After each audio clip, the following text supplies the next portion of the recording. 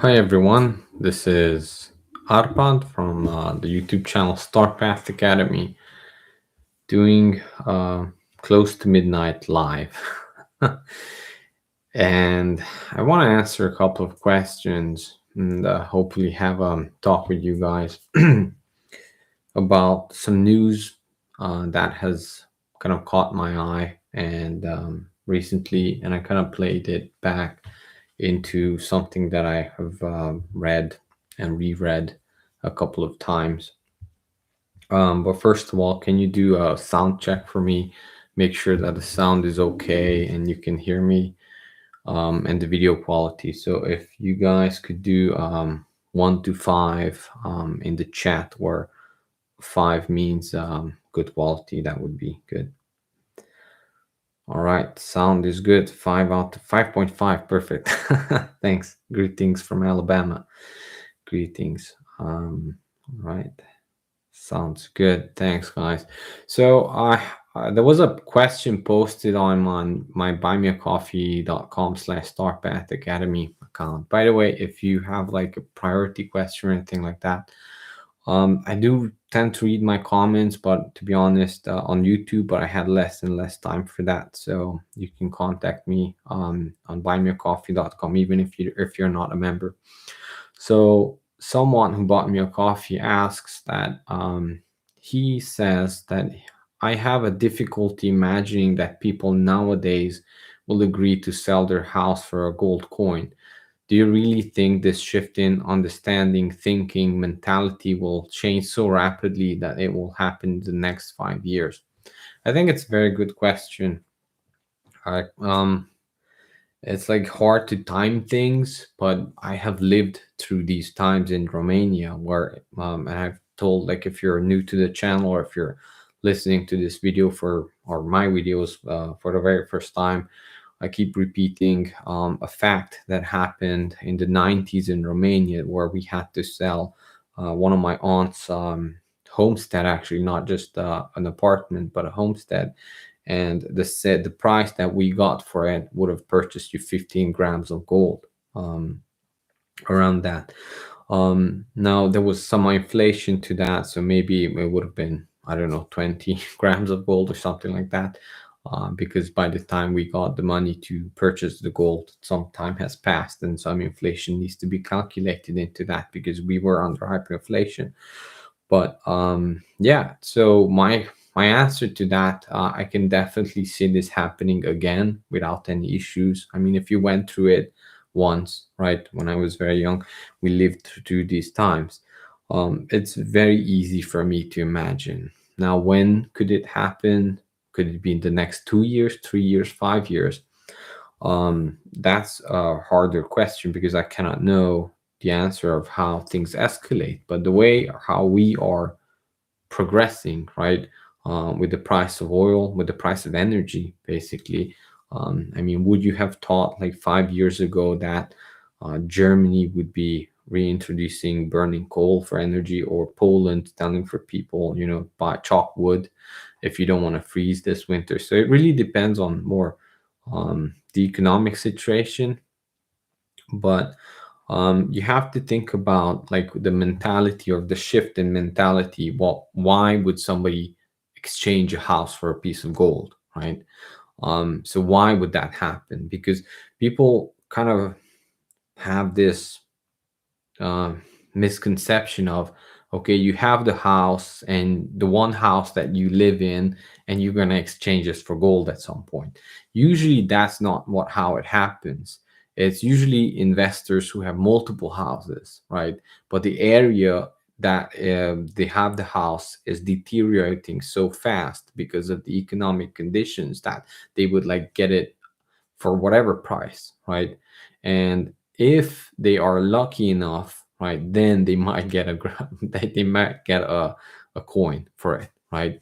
So, but that's like, think about Detroit or some bad areas. Like, you can imagine there, like, some houses were for free, or $1,000 you could buy a house, or $10,000 you could buy a house. Well, imagine that multiplied by 50, but it's the whole country, not just the whole country, but the whole continent, right? Or even more, um, outside, like the Western world going through that. Like, how would that look? Even, is it even a good deal for the guy to give up that piece of gold for a crappy house, right? And it's not the house that's crappy, it's really the environment, the people around it, the suffering around it, and so on and so forth. So in our case, it was a nice homestead. It wasn't like a crappy neighborhood. It was a pretty good homestead near a big city, but the whole country was under distress. So, like, technically, at that point, sure, if you could have kept the house for the next 7 years, now you could exchange that. And we looked up the price on buymeacoffee.com in a post where I wanted to answer someone's question. I think it was 120,000 euros it would go if even the house would have been demolished, like the piece of land would have. So imagine that, like, you buy it like 15 grams of gold. Now, how many grams of gold can you buy with 150,000 euros right now? Okay, now you would exchange it back to gold, wait another 5 years, then buy some houses in the distress. So this is the wealth cycle that you can jump from one asset class to another, back to another asset class, back to another asset class, and so on. So Mike Maloney from goldsilver.com keeps talking about this, right? So I mean, you could multiply your wealth, like your intergenerational wealth, by so much, right? So that's why, like, you could say that somebody is generating these downfalls, right? So that is where they go into the different the other asset class and basically fleece all of you, right? So these things happen, and they, in my opinion, of course, these things happen in a planned fashion. Not, maybe not so much like in a triggered fashion, in the sense of you can exactly trigger something to happen, but you deteriorate an economic situation to the point where you know it's going to be imminent, in the sense it might happen the next year, 2 years, 4 years. And usually it's the higher up politicians.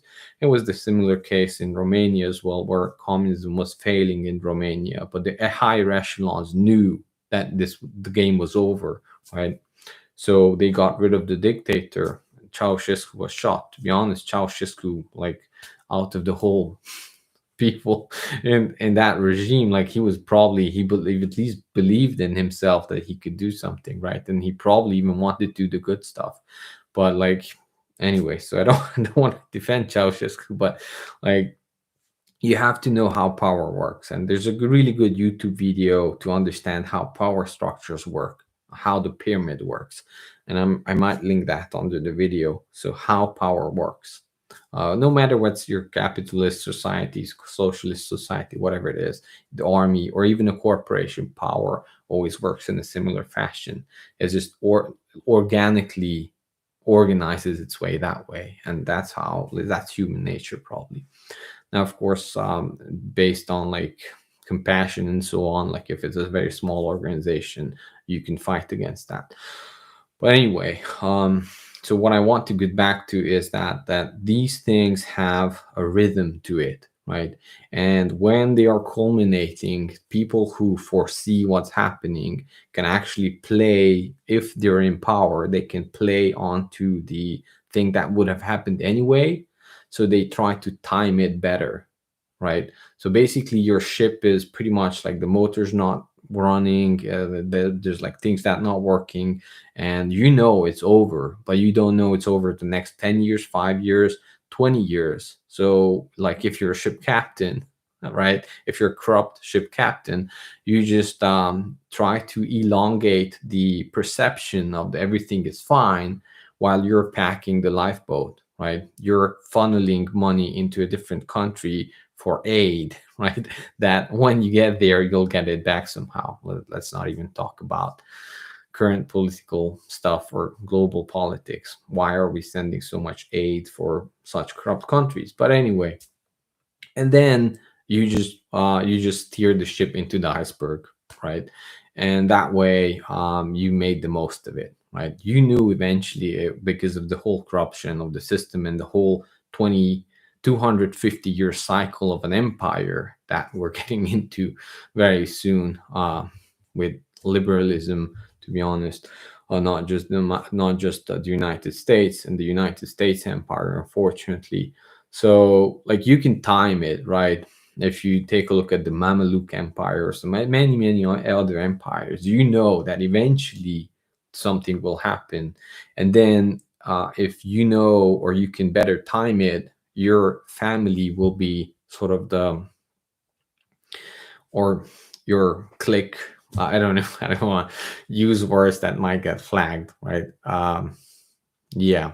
So anyway, your people, your cabal, I guess, will make it to the other side, and you get to redo everything with your families, right? That 1,000 family, in another place for the next 200 years. And that's how power escapes and then goes on and switches. And many people get burned along the way. And usually they really cut the tree afterwards, after they have went through something, because what they don't want to bring with them is middle management. So that is what I have seen in Romania as well, even in just a small country. But the pattern is always the same. So when you think about like, oh, a piece of gold for a house, like how, oh wow, who would do that, right? Well, just to blow your mind a little bit, not that I'm pushing crypto or anything like that, right? I don't even know. I'm pretty much out of that. I mean, technically I'm interested, but not like price wise. Um, like who would have imagined like somebody would give up their house for a couple of Bitcoin, right? Well, people are doing it. But why? They have their motivation, right? If you need to move money really fast from one place to another while you're escaping, yes, it's a pretty good idea to sell whatever you have into something that you can move with, and then either hold it or immediately swap it back, right? So it's a vehicle, right? It's a vehicle, it's an exchange mechanism that you want to use. Like people from China who are kind of escaping or trying to funnel their wealth out of China. It's very hard to do that for good reasons, to be honest. But like they have used Bitcoin, they have used art, they have used real estate in Canada, especially, right? We know all about that. Art, NFTs, you name it, it doesn't matter. They use it as a vehicle, right? And it's out of the system. Well, very similarly, gold can be used, but not for like short exchanges or short term um, solutions. Like you want to jump a border or something like that, it's probably not the best tool for you. But if you want to jump an empire and you don't know how long the fall will it be 20 years, 20 years and something, or less than 20 years, more than 20 years, the next 5 years, it's a pretty good vehicle for that because it's timeless. And we have talked about the timelessness of gold. Silver, very similarly, but in a less concentrated manner. So you have to think about these things, not just like, okay, wow, well, that sounds crazy. Of course, it sounds crazy, but if we're living in crazy times, so what did you expect?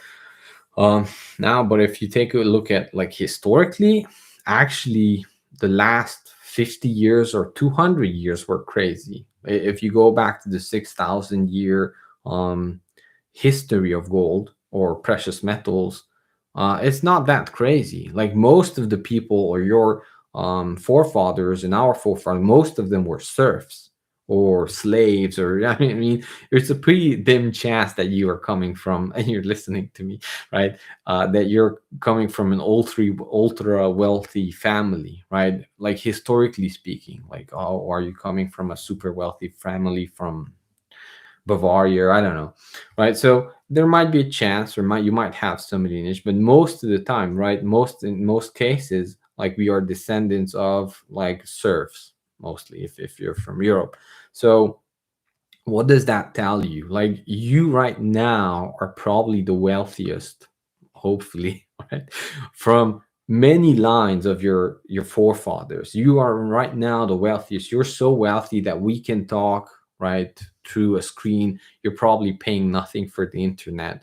You have either a mobile phone that you can pay, right? Just technology and free trade has enabled us to live beyond our means and have this excess amount of wealth. If at least if you're living in Western society, right? Most likely you're the wealthiest that your lineage has ever been. right? So that is why you don't care about gold, because you think that is a continuation for eternity. Well, history proves it otherwise. Well, history works in cycles.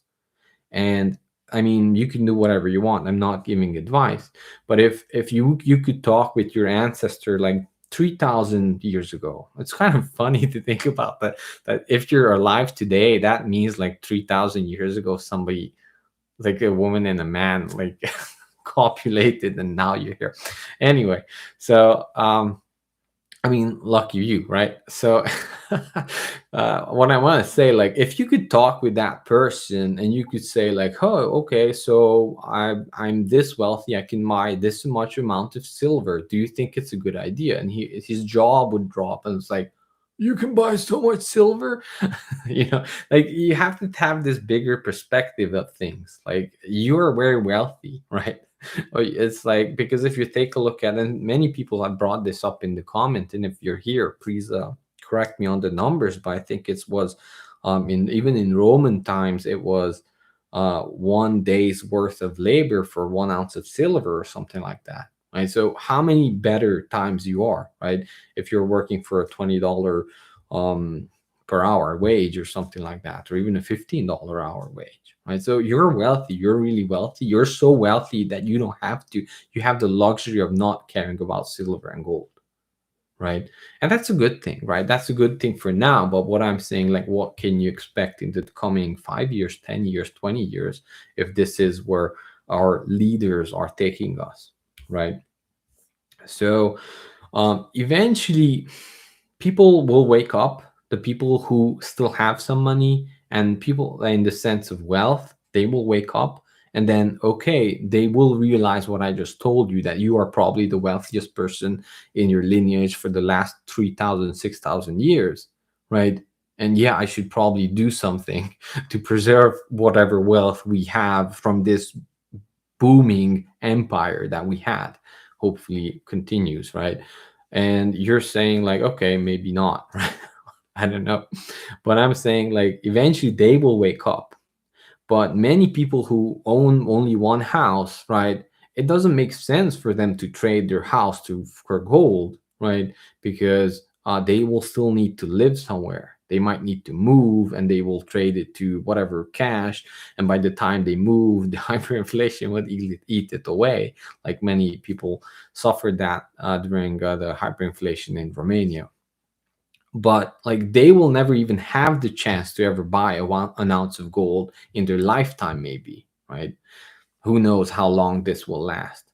So they will not have. Most likely, when we're talking about 1 ounce of gold in one house, is really the ultra wealthy who are ultra wealthy now, and they will see there's really nothing that you can do because of the fading of the empire, right? Not one person can do anything, and usually they just pack up their bags and go, or pack up their bags and stay, but stay underground, right?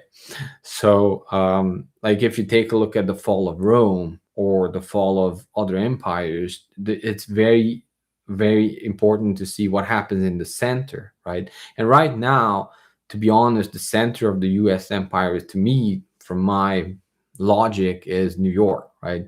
Well, people already are escaping New York, right? So that tells you something. Um, Now, and we'll talk about the book or the video that I will share with you a bit later. So that has to tell you something, right? So if you take a look at that, right, that kind of tells you where you are in the time frame of the empire, right? Of course, it might change. Let's hope it changes.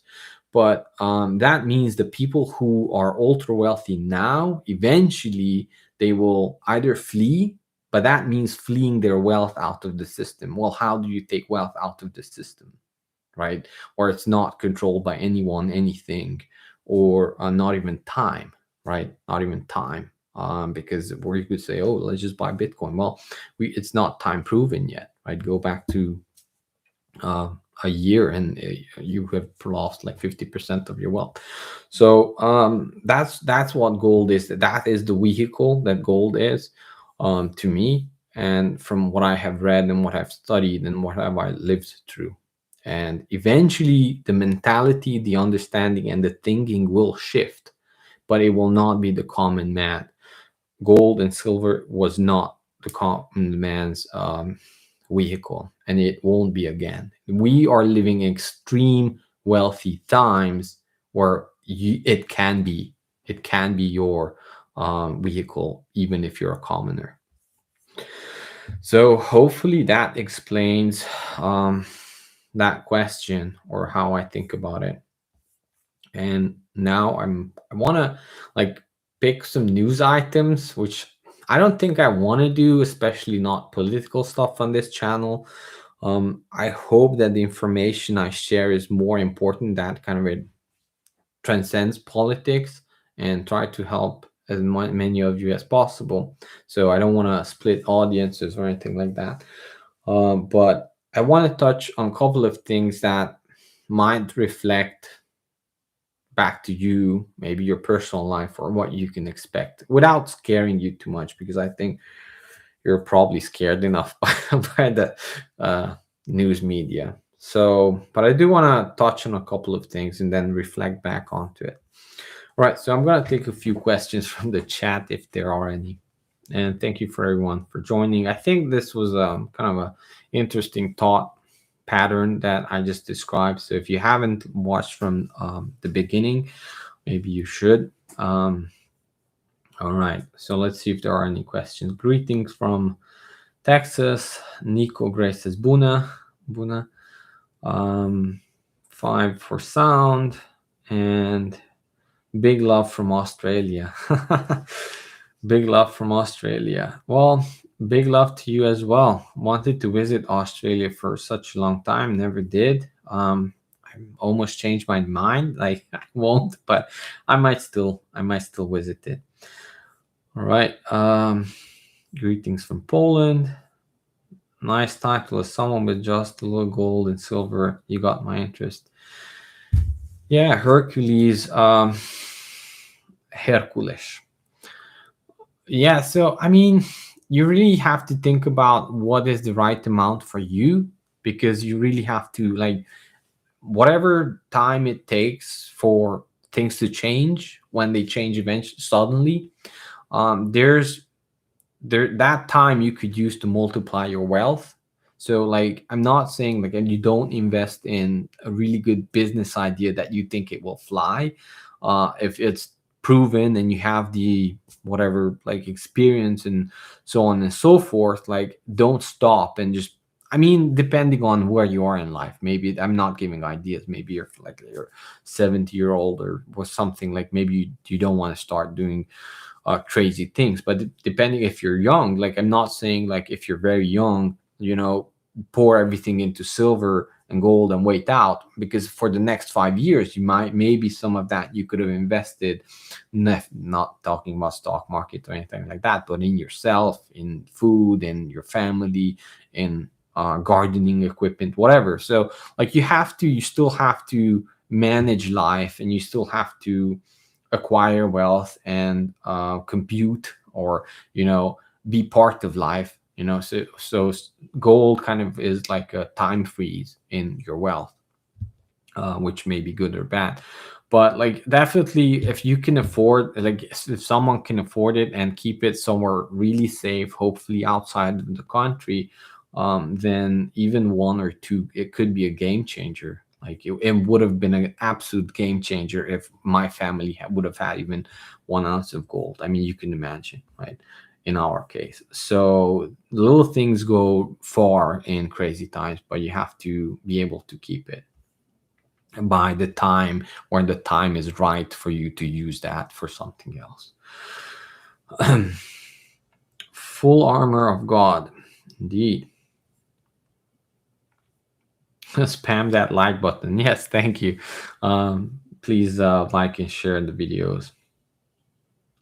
But where will they flee to? Just like the fall of Roman Empire, this collapse will affect the world. Well, there are places like some billionaires, of course, they are staying in place. I mean, if you take a look at how many bunkers and such have been built in the last couple of years, really.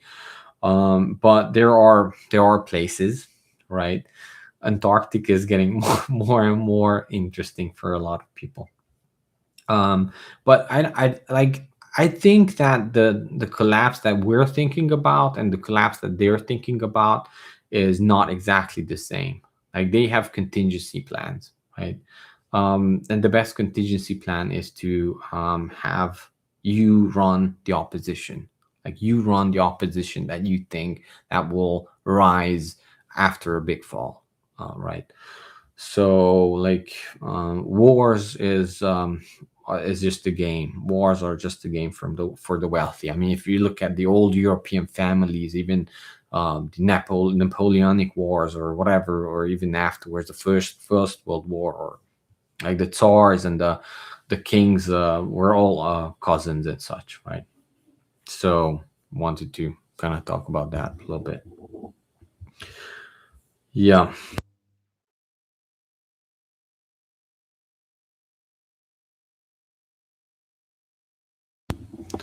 So Lynette Zhang from ITM Trading always talks about buying a city block with 1 ounce of gold during a financial collapse. It's definitely possible. I mean, depending where you are, especially, and what phase you're in of the collapse of an empire, right? Maybe it's even a bad deal to buy it yet. Because you still have to wait, like, time wise, it would have been better to wait and buy the same city block 2 years from now. So, but I mean, these are um, really things that we can speculate on, and I'm pretty sure we can bring up like historical points. What you have to think about, is it still a good deal? I don't know if you want like a city block in Los Angeles if there's no water in the city, and who knows, it will might take like another 80 years for things to get back. So there you go.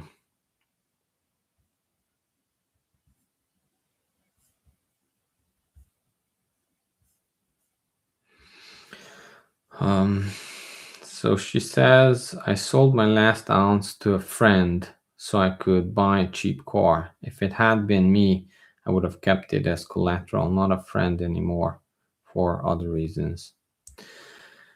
Yeah, well, I mean, I'm thinking you're gonna still have some time to purchase it back, because we might get into a deflationary event. We're actually in a deflationary event right now.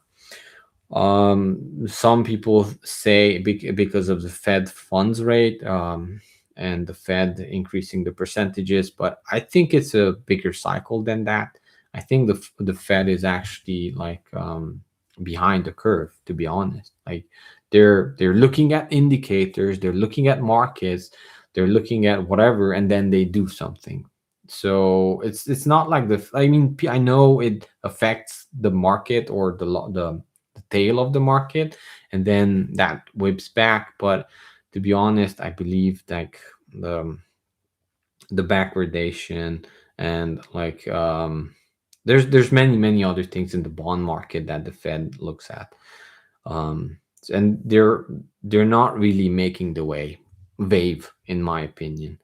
I'm saying that because I think that the deflationary effect is somewhat naturally occurring right now, and on top of that, the Fed is also raising rates. Um and I think eventually there will be an overreaction by the Fed, but not just that, by fear, and the losing of faith in currency, and then a bigger wave of inflation will occur. So that's why I'm saying you might have time to buy it back. Right.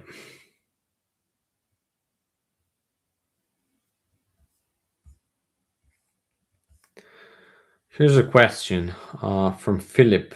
In Romania, would you see anyone cutting up coins or jewelry to make smaller denominations if it was gold versus silver? And the answer is yes. So we didn't have coins. I mean, back then we went.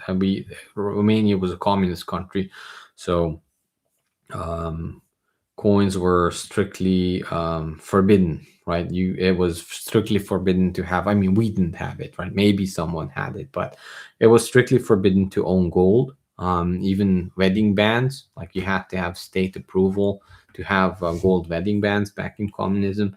So it was kind of crazy. So not a lot of people had like coins, but betting wedding bands and earrings and such things people still had, like bought in the black market, or they had that imported from Bulgaria or Turkey, especially. So people still had it, right? Because women liked jewelry, but it was more like kept in the secret or in the dark, or that sort of stuff.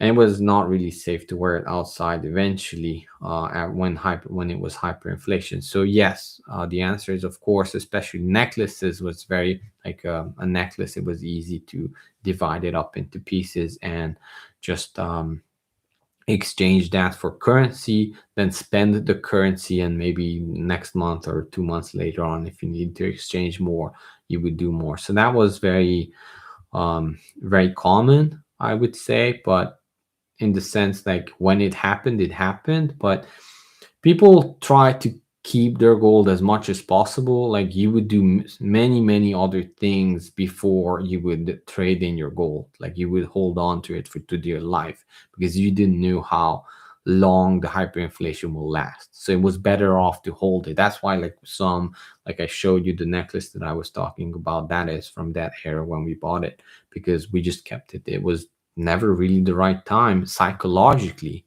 to spend it. Like technically, it would have been a good time to spend it, buy something else, hold that, and now repurchase the gold or something like that. But yeah, so it did happen.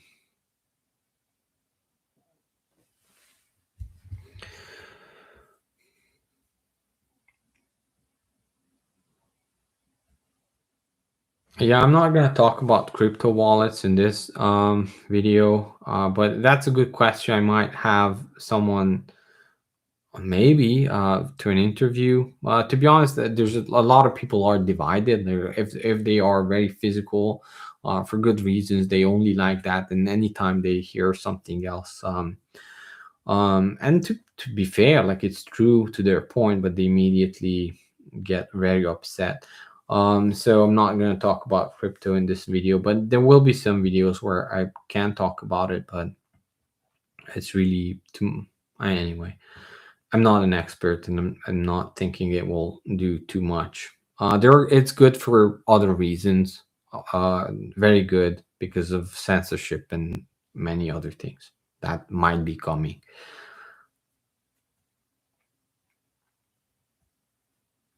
How can you compare Romania to America? We print the money. So money is just paper. Money is just paper. And what you have to compare is the cycles of countries, the cycles of empire, the cycles of the economy, and the original founding stock of the country, how many generations it is from where it started. That's what we're comparing. The economy is what drives the country. Zimbabwe can print paper. Did it help them? The better question would be, how can I compare it? Because we have an army, like we have a huge army, and that might be a good question. However, you have to think about, when I'm saying Romania, it also happened to the Soviet Union. So extend that, like, okay, it was Romania, it was Poland, it was Czechoslovakia, it was Bulgaria, it was Ukraine, it was Belarus, it was Russia, it was Kazakhstan. Like we're comparing this conglomeration, right? I'm from Romania, but like the whole hyperinflation, all of these countries went through it. So what we're comparing now is the Soviet Empire, right, compared to the new founded U.S. empire that really started from. Well, never mind about that. So that's what we're comparing, and also the mentality, the shift in mentality of the people. Because if not, like you cannot compare two countries. Whether it would be Hungary, how can you compare Hungary to Bulgaria? You cannot compare it to anything. What we're comparing is patterns, not countries.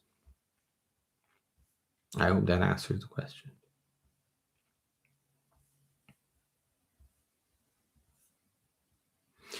Yeah. So Roger says that we have the military force where where the Soviet Union had a pretty good military force. Guess what? They failed in Afghanistan as well.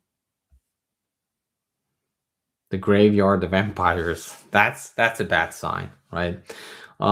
Really, the army and the military force is one thing. What you really have to compare is the corruption of the leadership, because the army and the military force is it's a really pyramid structure, right? So once you start seeing the head of the fish rot, it's just time afterwards.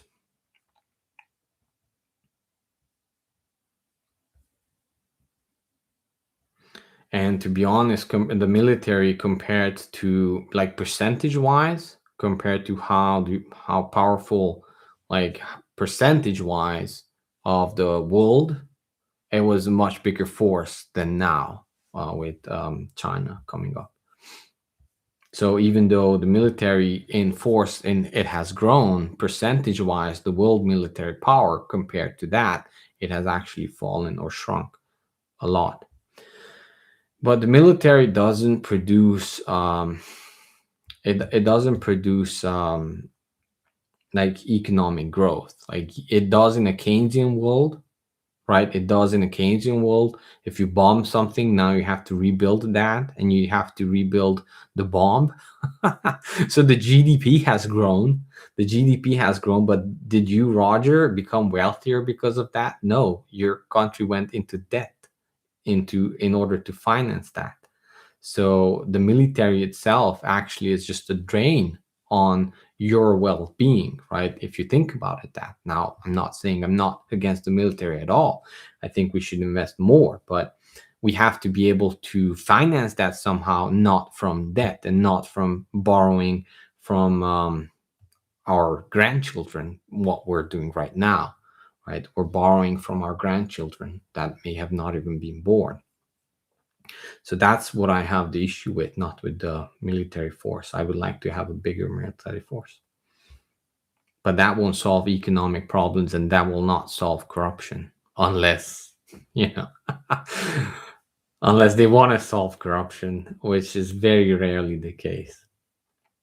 That because,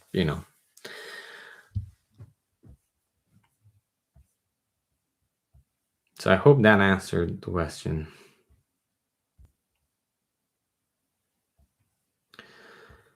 So now you agree, our time is limited, but we are not going quietly into that good night. Well, we'll see, we'll see.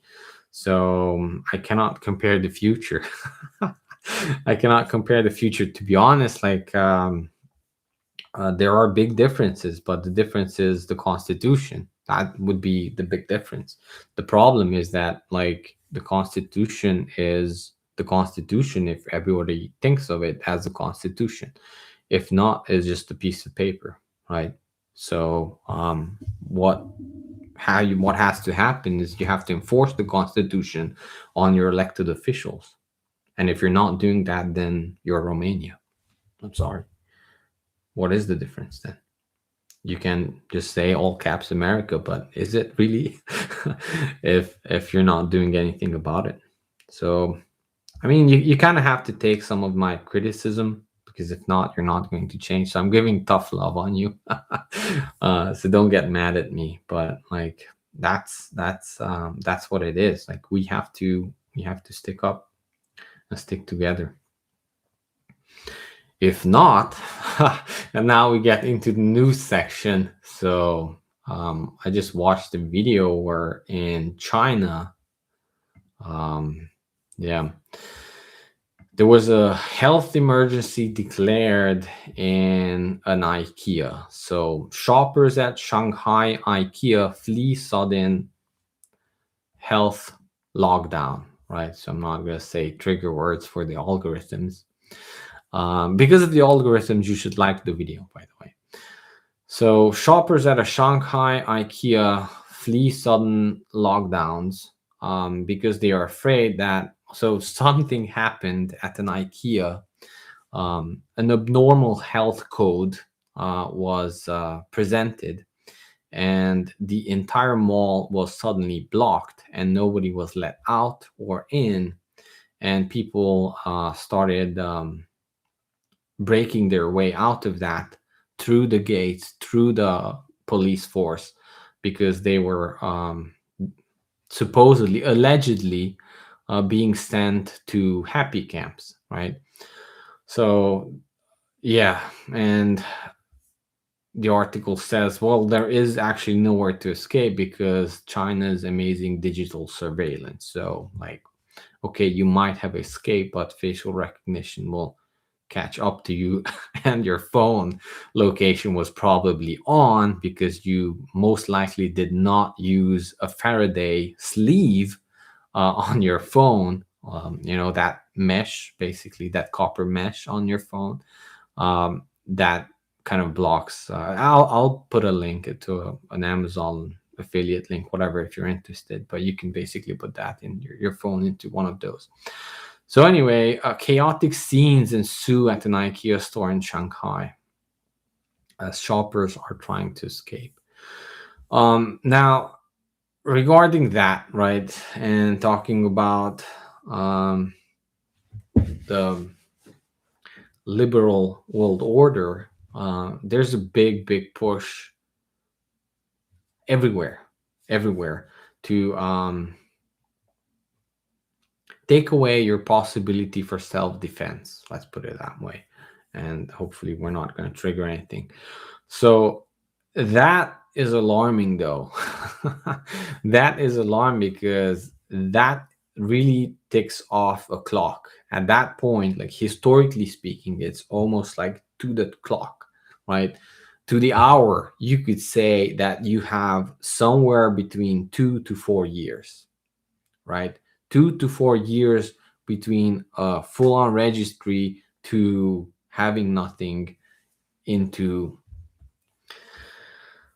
yeah, let's talk about different topics. So anyway, that is something that if you're interested in, then maybe you should think about voting for representatives that think about your health and safety, and the health and safety of the republic.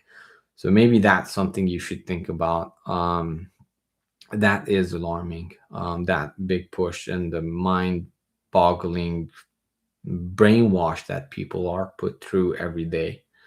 So, yeah. If not, you're just Romania. There you go. All right. So, let's see some more questions, and then I'll go to the next news article. And we're going to cut it off at like 1 hour, after 1 hour, 20 minutes. So we have another, what, like 40 minutes, 30 minutes. All right. Yeah. It's strange that most in Hungary bought real estate to keep more value, and how costs go up, keep skyrocketing. Also buy cars, and then gas prices go up. Few buy gold and silver. So G Laszlo, yes. Are you from Hungary? So I did see that, but to be honest, like, when people think about inflation hedge, the very first thing that comes to mind is real estate. And historically, for long-term slow inflation, it keeps up pretty well because it's a packaged commodity, right? It's a packaged commodity. Um, it takes the lumber, it takes the cement, the iron, the wood, the copper wire in the wall. It's a packaged commodity, and it has a use for it, and it's a no-brainer. So you know that your children will have to live somewhere, um, to eat their bug sandwiches if Klaus Schwab gets his way, right? The bug paste, because meat, they don't like you eating meat. So, but at least they can have a house, right? So it makes sense for you to buy at least as many houses that you plan on having children or grandchildren. So maybe you can help them as well. Of course, that makes sense, right? And I did my waves of inflation video, and there I will point you out that gold historically, and from my studies and from what I examine. Like, I cannot bring up the future, right? But historically, usually it's the very first thing to tick, then it stagnates for a long time, and when everything goes to the pooper, it shoots to the top. But in between, you have these waves between um, commodities. Eventually, the stuff you build from commodities, like house, like other stuff, energy, eventually food. I mean, that's already there, and then it starts the cycle over and over again in these Kondratyov waves, cycle all the way until it's ending, and then gold usually shoots up in waves, but in like a really short period of time, and that's why, like, oh, gold went up. Well, I mean, people were buying everything else and anything else under the sun, and now nothing is a good deal anymore. You cannot buy anything, so whatever's left, people try to put it in there. But you have to be ahead of the market in order to profit. If not, anything that I say won't do any good. It's just entertainment for most people. That's what can you do about it, right? So yeah, it's not just Hungary, of course. Yeah, but smaller countries, like, you have to think about like the limited, I would say limited space available. That, but that's not really true. I know, but the limited capabilities of them building, because eventually, builder it's very hard for builders to do anything during hyperinflation because of the waves. Like, you cannot, like, you need a steady, slow 1-2% inflation if you need projects. Like, if you're building a factory, or if you're building like neighborhoods, what you need to know is you have to lock in prices.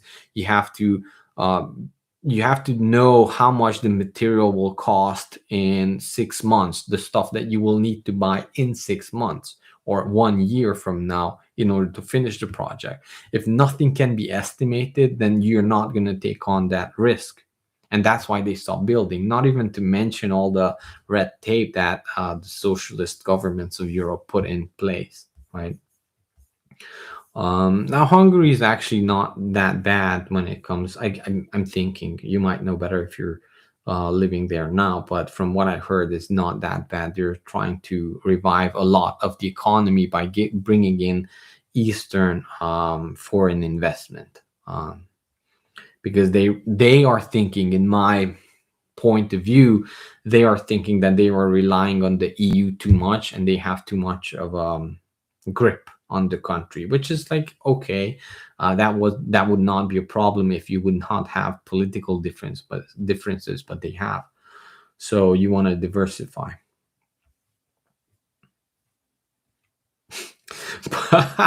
Poe says, I am but a humble tax cow for those who have power in America. Well, there's okay, well, yes, yes, good. That, can we print that on a shirt, please?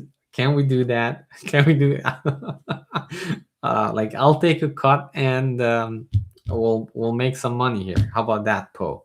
You get some royalty fees. I'm serious. That's a good one. That's a mind opener. Yeah, let's have that.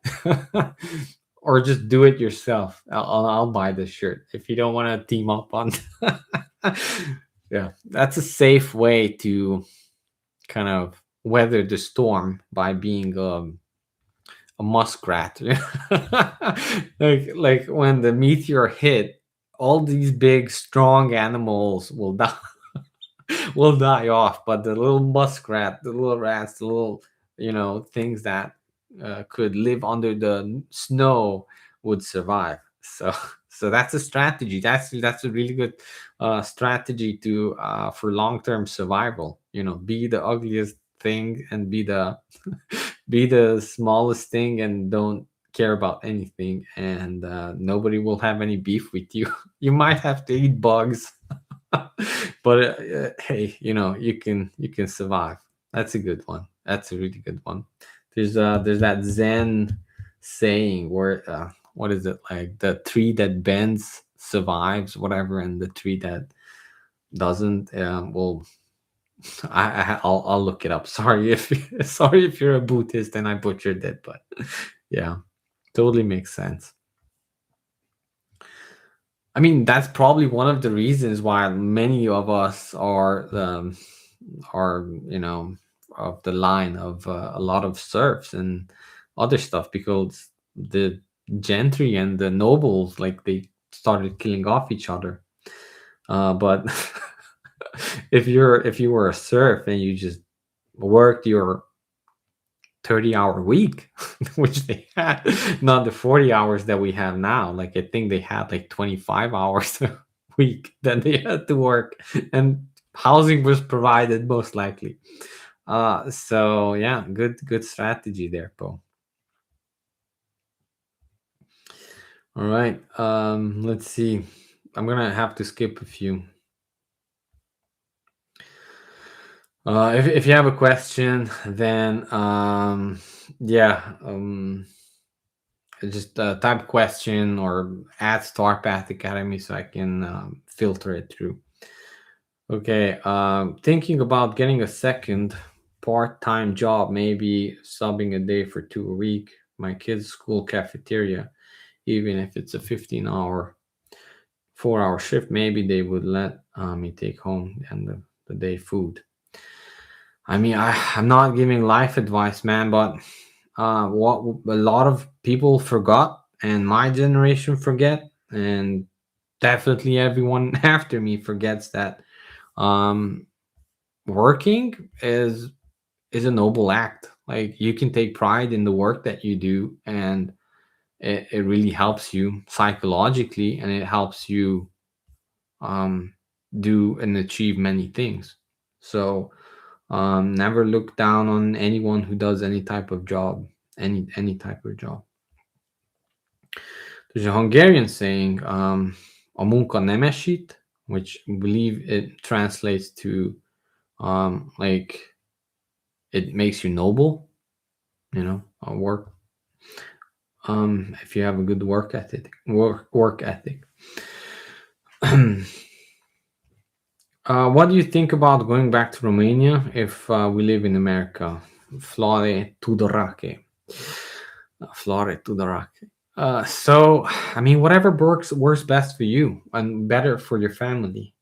Right now, with all the work from anywhere you like in the world is shifting. I think it's equalizing. It's equalizing, and that has been in the plan for a long time. Ever since globalism started, they wanted to equalize the wages. Like, everything needs to be managed. Like, it's global corpo homo capitalism, right? What they wanted to do, get rid of the borders. So in that sense, that trend is continuing. So whatever works best for you culturally, your family, and you still get to do a living, and have that homestead, I think it makes total sense. But you have to think about, like, the politics.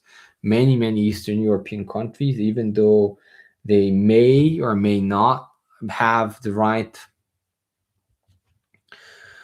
let's say, political aspirations on how to defend their own country and how to care for their own citizens, there's a lot of mid-level and low-level corruption that you find anywhere and in these countries, which we don't have yet in Western European countries, but we have something worse sometimes, right? Which is, uh,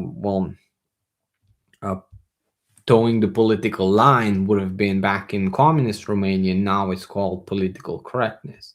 So you cannot deviate from the state religion, right? That was something else. Now it's something else. Like, people think about, like, and I'm talking about religious, right? Because you're thinking about religion and you meaning something, believing in an imaginary whatever. If you're an atheist, that's how you usually describe it. So I want to bring it back to them. Like, okay, well, what about government? What about the ideology that you believe? That is imaginary most of the times, right? It's just concepts. It's just formulations in your head. It's all abstract, right? A contract is just a piece of paper. It's just a piece of paper. It becomes more because we abstract it into something that you have to keep. You have to keep your word, you have to keep the law, and we punish those who don't do it. That's how we keep up a civilization. I'm not saying, but that's what I'm saying. Like, it's everything is sort of a religion in the sense that you extrapolate that, you build upon it, and then you have these customs, the way you do things, right? Judges do things a way, right? Police officers have their way of doing things, right? Rituals and so on and so forth that make it, workable in the system. And that's how we keep things up. But like, you think about, and bringing it back, is you think about, like, why were there all these religious wars in Europe? Because, and you say, they teach you because religion and government were one, right? And then the separation of church and government was the best thing. Well, yes, of course, because the Catholics and the Protestants were killing each other because they wanted the whole, the baton of government, right? So now you separate that. Yes, but you solve the problem? No, you just swapped it for ideologies, right? So now the people who believe that women are something or something else, that's a religion. Like, there are two groups now. It doesn't necessarily have to be about the almighty creator. You can have religion, it might not be even spiritual religion. You just believe in a certain concept of whatever they're pushing in the West, whatever they're pushing in the East, or whatever is quote unquote conservative, progressive 50 years ago, basically.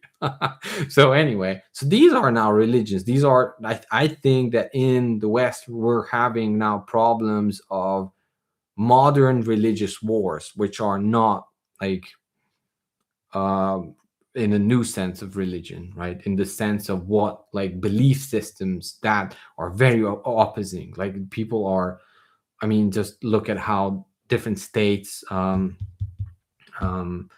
implement Roe versus Wade or whatever, like guns, whatever. Now they're be forming these religious wanes of patterns of thinking. That's the problem that the Western countries have, and some countries where you don't have this problem, they might still have a lot of corruption. So it's very hard to pick a country. Long-winded answer, but I hope I touched on something that you might find helpful. So I'm thinking, like, I can never really answer these questions. I don't know you. Like, if you would be my cousin, maybe I could, like, tell you something, right? But I don't know you. Like, unfortunately, fortunately, I don't know. But, like, I cannot answer these. But what I can give you is, like, hey, here's a bigger box to think in. Don't just think in the small box. Here's the bigger box that you can think in. So there is no escape. Of course, there's escape, but escape is not the answer.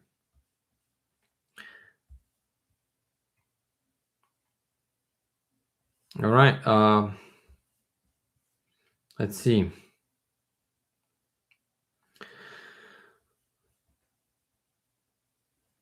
Do you think the 87,000 armed agents could potentially be used to seize gold, silver, for example, the so-called national emergency? Of course. I mean, they're building an army for a reason. What people forget, and I don't think I heard this anywhere, um, is that to control something, you can put a tax on it, right? There's um, there's a tax stamp on certain items, right? That they want to regulate. So all they have to do is introduce a new $200 tax stamp on items that are you can freely own now, and after that they have a list of said items, and if you don't put the tax on it, then it's not the agencies that would be going against the constitution, which might actually cease to exist if the constitutional judges keep up their good work, right? But it becomes a tax problem. So now you get to send out the tax people to I mean, if you're not from the US, you won't know what I'm talking about. But there are items that you need to pay tax stamps on right now, even though the Constitution says you should be able to own them, right? So that's just anyway. So now that becomes a tax problem, and then you need armed agents to enforce that. So I mean, very similar to the same patterns that were in the 40s Germany, 30s, late 30s Germany. Um, I think Austria. If somebody has an Austrian, a grandfather from Austria, I think it was pretty much the same tactic. Yeah. So I mean, if they're coming for the gold to be seized, like I'm not saying like I'm gonna obey the law. That's what I can say, because it's a long term issue, and there's so many things to fight for. So I'm gonna obey the law. That's what I can say, and yeah, I'm saying that you have bigger problems. If we get to that point, then the country's in the pooper anyway. I don't know if at that point, like it's, yeah, uh, you're like it's down the toilet, and now you hear the water going, and your problem is why is the water so loud like that? You're already too late. You're already too late if you're worried about seizing stuff. The problem was why did we ever let it go there? Question. I'm sorry, James, but I think what like a bigger issue is that items will become tax problems, and then you're gonna need highly trained and armed IRS agents to take away said taxed items, which I don't think they're gonna be successful. Or you're gonna have to put a big media brainwashing in order to um, push that through. They might try it. I don't know.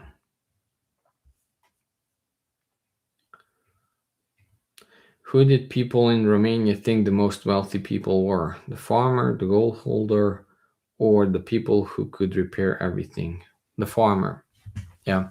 So technically, nobody knew how much gold you had or have, and there were a certain cast of people who knew what was going to happen. So nobody knew how much gold they had. But like the question goes, who the most wealthy people were that they thought? They thought that the farmers were, because nobody knew how much gold they had. Like if somebody had gold that was not jewelry, they would have thought that that person is richer. But if it was jewelry, they thought like that they were selling that. They thought that this is family jewelry that they have to sell, because that is, now they have a bigger problem, and it's the last thing they're selling.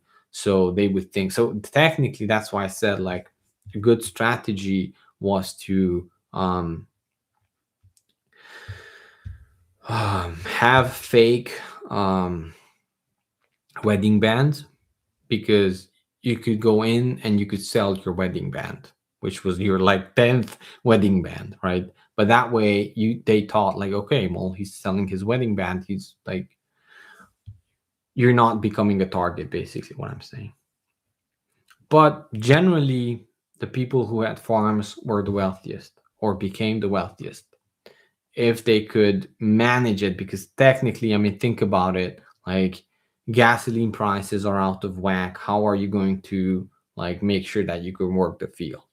Okay, can you make it more of an entrepreneurship where you take the people who are suffering and you help them by providing food, give them shelter, help them, they can work on the field. I mean, back then we could work things out, but today's work ethic, I mean, do you think the city young people would go in and take a rake and a hoe and whatever, and work on the land? I don't know how it's going to work out.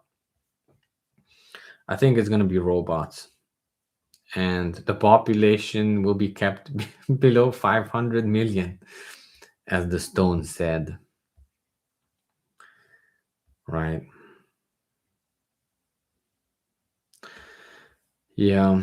What business? Sorry, swiped too fast, but I saw what businesses made sense to start in these scenarios.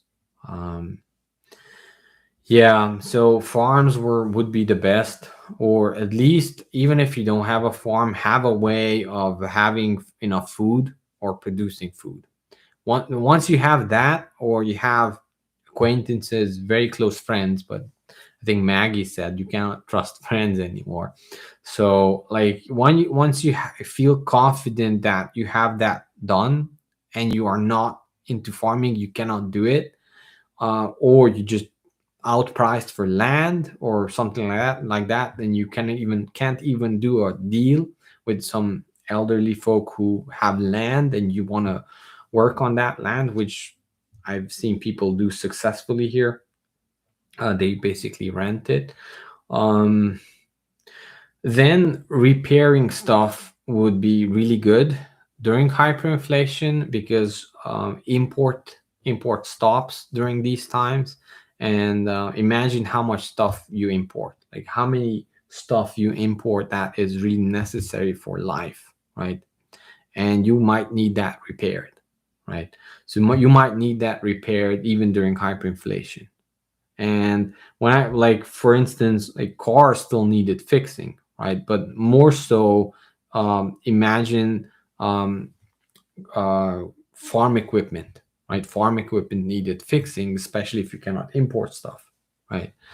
So many people did, or they try to like sell their car and buy two of the same cars just in case, so they can circumvent that, so they can fix their main car with parts from the other car.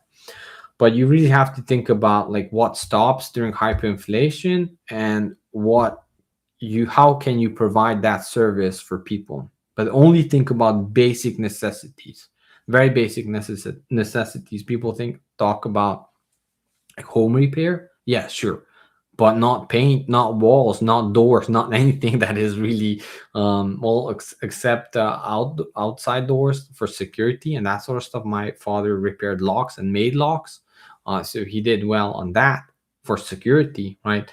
But like stuff that you buy now from the big box stores to make things beautier, like beautiful, that, I mean, you go even now, you go today to Russia, Ukraine, some of these smaller cities, or the center of the cities, well, not quite the historical center, but outside that center, the ring around that, which has the communist like old block style buildings, they look horrid still to this day, right? Because that was such a big impact on these people that they never recovered. And you go, like, I went to Romania couple of years ago, and a small town near Cluj-Napoca, and it looked horrible. Like those people, like everything was taken away from them, and they would never recover. They still the houses look horrible on the outside, and that sort of stuff.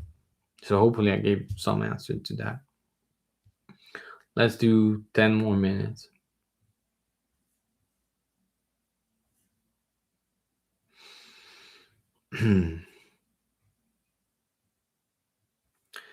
Law enforcement becomes random and selective when system collapses. I would say selective.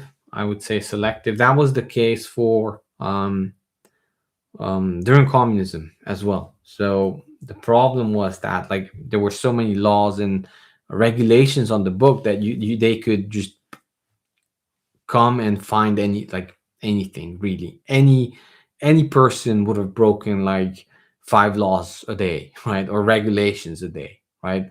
And then if you have a system like that, which unfortunately Canada is going that way, you just have so many laws and regulations that what you do is that, okay, now you can pick your political opponents and say, oh, you broke that law, right? And we see that happening. Well, no, it doesn't matter. Like the other person who is in the other side of the political aisle did the same thing. No, you're selectively enforcing things. So that is pattern that is repeated during fall of an empire. And what I'm talking about is The Fate of Empires, from Sir John Glubb. So I'm gonna put a link to the book on Amazon, an affiliate link, but also I think somebody put it on YouTube. So if you like listening to it, if you don't do anything this week as for preparedness, but just read that book or listen to that video, it will be good. It will be still good, believe me. So that is something that you have, like, it's an absolute must if you haven't read it. Absolute must. Stop whatever you're doing, and I'm gonna put it in the comments. Okay, so once this live is done, I'm gonna come back and edit the comments or the description and put it there. So The Fate of Empires, Sir John Glubb.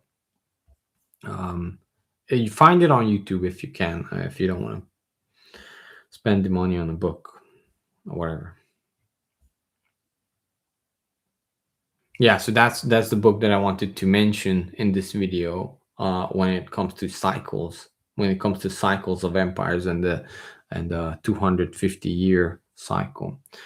And I wanted to mention that because of, again, something I read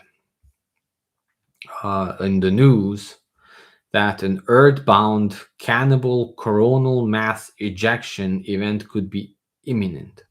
So basically, an EMP from the sun. So this is like, look it up. Um, yeah, it's coming from the Weather Prediction Center.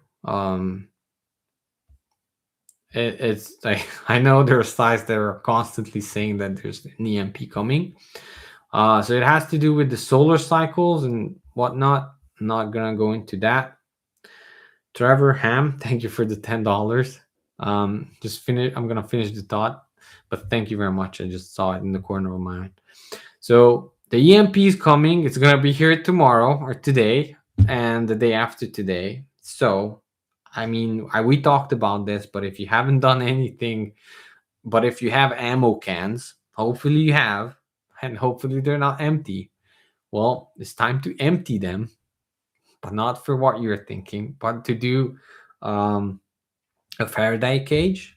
So I'm not gonna do a show and tell here, but basically you take an ammo can, you open it up, you pull out the rubber seal, and don't damage it too much. You might want to put it back. I don't know. And you put this in. This, by the way, this is tinfoil hat stuff. You have to be some layer of crazy in order to do it. But I'm saying, like, you can do something about it. So you take tin foil, right, aluminum foil, and you wrap it, and where the rubber seal was, you basically put. I'm gonna put a link to where somebody does that. But basically, what you want is metal on metal contact everywhere. So you can put that aluminum foil in there where the space was, and then you can close it. And hopefully, you have metal on metal contact everywhere in a sealed box. And that way you can do an okay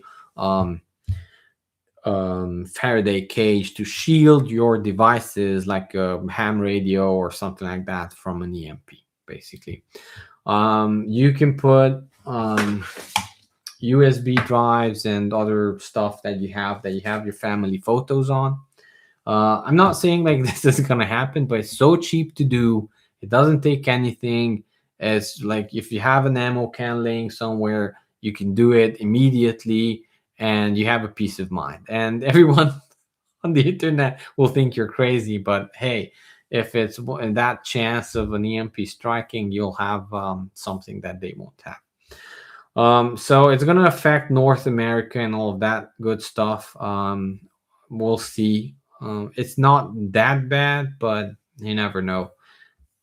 So, I mean, we're not necessarily a prepper channel, but like, we do talk about prepper stuff. So maybe it's time to think about these stuff as well. So the first in a succession of 6 solar storms is hitting Earth now. NASA, the CCMC, Mary Aron got this run spot. See the graphic, blah, blah, blah. Has over 5 hitting in machine gun fashion starting on the 18th. Magnetic field is northward, thus far but expected. Aurora is building soon. So anyway, fun times to live by, to live in. And it has to do, in my opinion, with the solar cycle. And we are building the 25th solar cycle. And it's going to be increasing and increasing in magnitude until around 2025, right?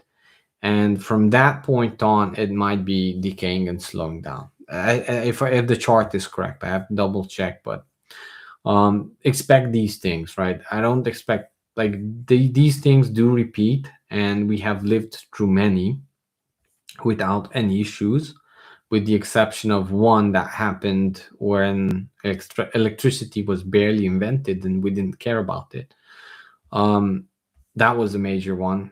So I don't want to do a solar cycle video here, but what I wanted to mention this and how do I tie this into the book is that one pattern in the fall of empires and the fate of empires is that everything will be perceived in a super negative way and to its most outmost horrific consequences will be calculated in, right? And definitely the the media doesn't do that, but more and more people are doing that.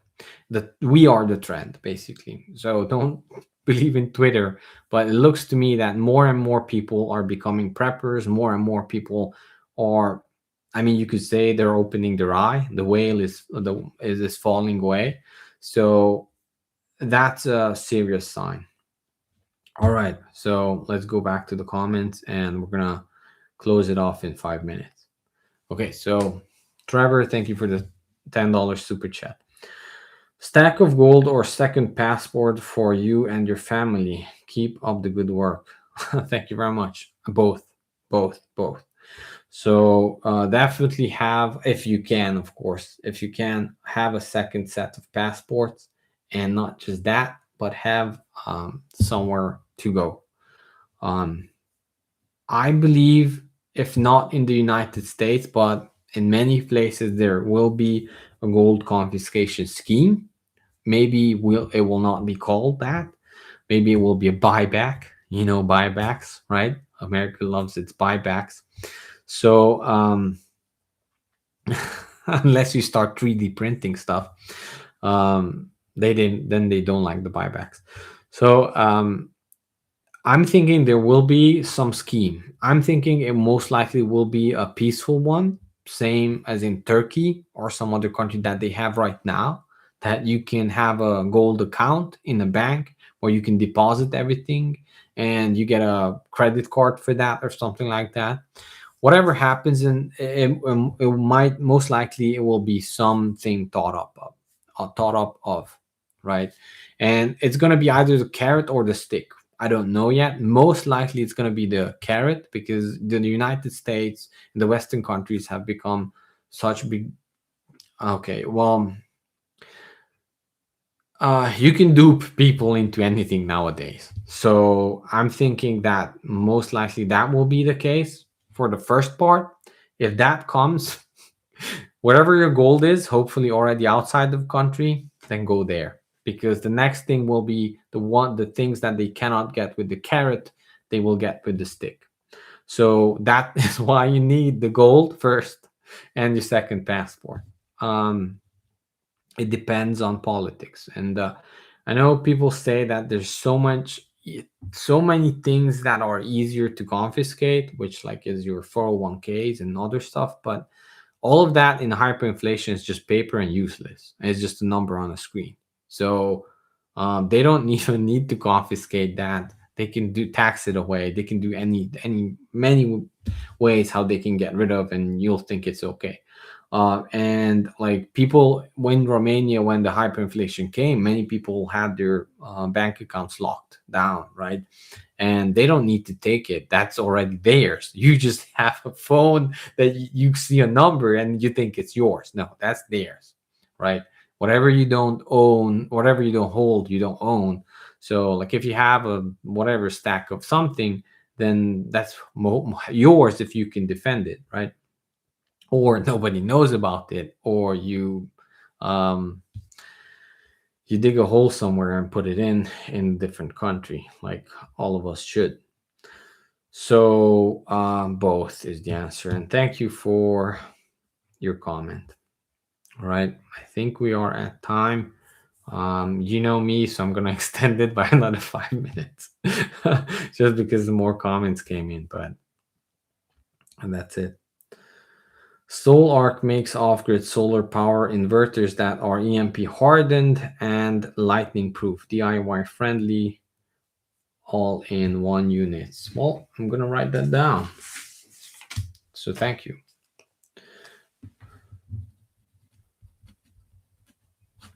All right. Yeah, just from a technical perspective, this has always intrigued me. All of the like we built Tesla coils when I was young, and a bunch of other stuff that was fun. And we did um, like an arc, a jumping arc that makes sounds. I don't know if you ever did that. That's super awesome. It burns copper though. It burns the copper away. All right. So it looks like a lot of you know about the solar stuff. That's good. Probably better to use an SSD for important documents, as hard drives can be more easily physically damaged when dropped. Yeah. Yeah. SSDs are, I would think it's better. Maggie said, by the way, Maggie, you're a longtime commenter. Thank you very much for catching my lives and commenting. And I've some of your names I know now by heart because you've been so active. Thank you very much. So she says, if you have migraines or of seizures, it will affect you. Oh, yikes. All right. Good night. Expect life to go on. Yeah, definitely. I mean, uh, Roger, if you're still here, so whatever happens, like whatever countries we compare, think about like, uh, I don't know who the person was. I have to look up the video again, but they read cuneiforms, which is like the ancient Sumeric text, right? And even in Egypt, there was always this faction of two people, right? Where one faction wants to rule over the others, and the other faction just wants to be left alone. And you can read like court documents in cuneiforms, right, from the ancient Sumerian um, people from what, like 6,000 years ago, and you can see the same thought patterns that we have today. So similar discussions and arguments being made over why people want to control you, whether that whatever control system they choose, maybe a modern communism, capitalism, whatever, or just people want to be left alone. So this is not like a fight where people should martyr themselves, in the sense that this is a long fight. I think it's a multi-generational fight, right? And sometimes we lose and sometimes we win, and then we win for a couple of 100 years and they win for a couple of 100 years, and we interchange that, I think. So you have to have a bigger picture, in the sense of don't take it too seriously. There's always going to be a Klaus Schwab or whatever that wants you to eat bugs. So it's like these are just really reflections of our own ego, because we give them power, right? And in a different time, in a different era, where people would be more moral and outstanding characters, these people would be called crazies, right? But now they're heads of economic forums somewhere, which whatever, it's just people talking. Like we take it seriously because of all the money that they have. that they have power over you because they can pay the other guy to enforce it on you. But if that money would not be there, or if the enforcement would not be there, it would just be an old man screaming at the cloud, eat bugs, eat more bugs. So you have to think about that way, broaden your perspective, and things will fall in place. Hopefully. Hopefully. All right. The Carrington event. Yes, thank you, Trevor. Yeah, so the EMP event, you guys are awesome. The Carrington event was it called when it was a major EMP that affected the US. Yeah, it was the last big one that took out telegraphs and started fires and etc. But like so few people had even the concept of electronics or like anything electric, that as a society it did not really affect us that much. But that would be, I mean, think about half of the country going without electricity for a couple of months. What months? They can't fix a hurricane, darn it. Like somebody, like, geez, I don't know how long. What would that be? Who did the? Oh yeah, they made an estimate. Now this is of course a different thing. But somebody did like an estimate of how many people would die if the U.S. would have a nuclear war with Russia, and 5 billion was the number that would starve just from starvation after the fact. So, I mean, it's let's not even think about it too much. Unless someone can tell me the website that estimates population growth, like it's an organization that estimates population growth, and they estimate the population dropping by 70% in Europe, the US, and some other places by 2030, which is so sort of crazy because this organization has been there for a long time, and they estimated always like really close to realistic numbers. Like, did somebody go crazy there, or do they know more than we do? Do you know the website name? If not, well, you guys know everything. I like I like talking to you guys, but eventually, if not, then I'll find it. But it's not like a conspiracy website or anything like that. Maybe they are.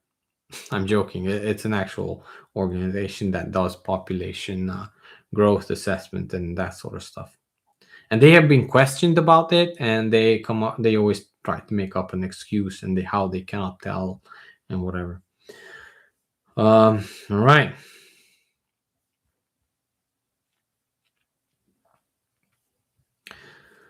Hey, Arpa, this is Shinjin. All right, Shinjin, Paul.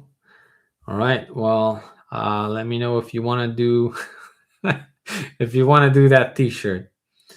All right. All right. Mine's nationalized. Yes, mine's nationalized. Everything nationalized. Now, in our case, like people say, I'm comparing apples to oranges. I say, like in our case, it was being unnationalized because we were coming out of communism, but we were going into communism in Romania in the 50s. So I compare it to that as well because government has been steadily growing and exponentially growing. So there are going to be very big differences. So for patterns, we have to look for Southern America, the coming of the Soviet Union, the forming of the Soviet Union, and many other patterns. We cannot just say one-to-one comparisons, but pretty much mines and anything national treasures that they will call will be nationalized, in my guess, if we're going down the path that we are continuing. But that's not a guarantee. Things can change, hopefully for the better, very soon. Spiritual evolution. Well, yes. I think that's probably the best bet that we have. That hopefully with spiritual evolution, in the right form of the word, spiritual evolution can wake so many people up that we come to an agreement that we should leave each other alone.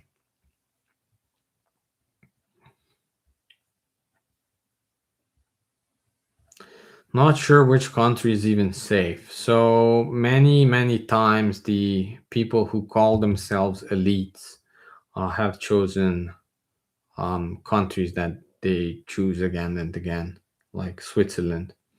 But to be honest, a lot of mid-level management has also used it, and now they're not happy about it. So that is why Switzerland has changed recently.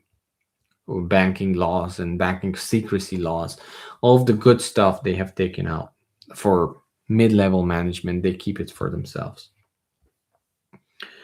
Mid-level management is if you're a CEO of a global corporation. All right, werewolves versus vampires. Can you expand upon that? That interests me because I'm from Transylvania, so most likely I'm on the vampire side. I don't know.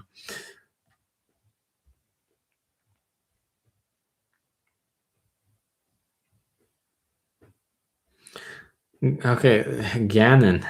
Okay, guy thinks he understands narcissistic consumer boomers. Uh, I don't know. I'm pretty confident that I don't don't understand them.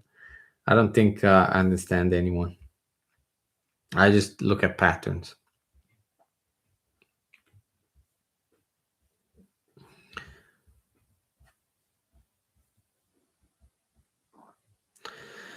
Uh, all right.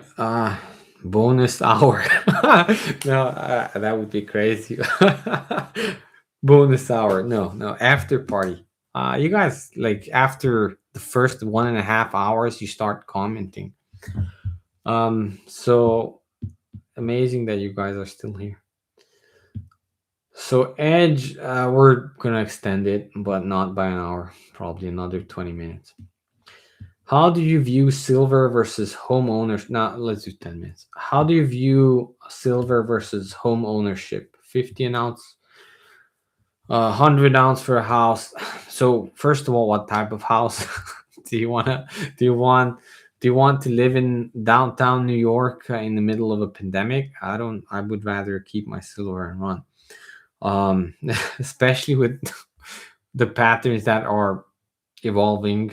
Um, and the stuff that we just talked about, China, the news, like what does it matter what type of house you have?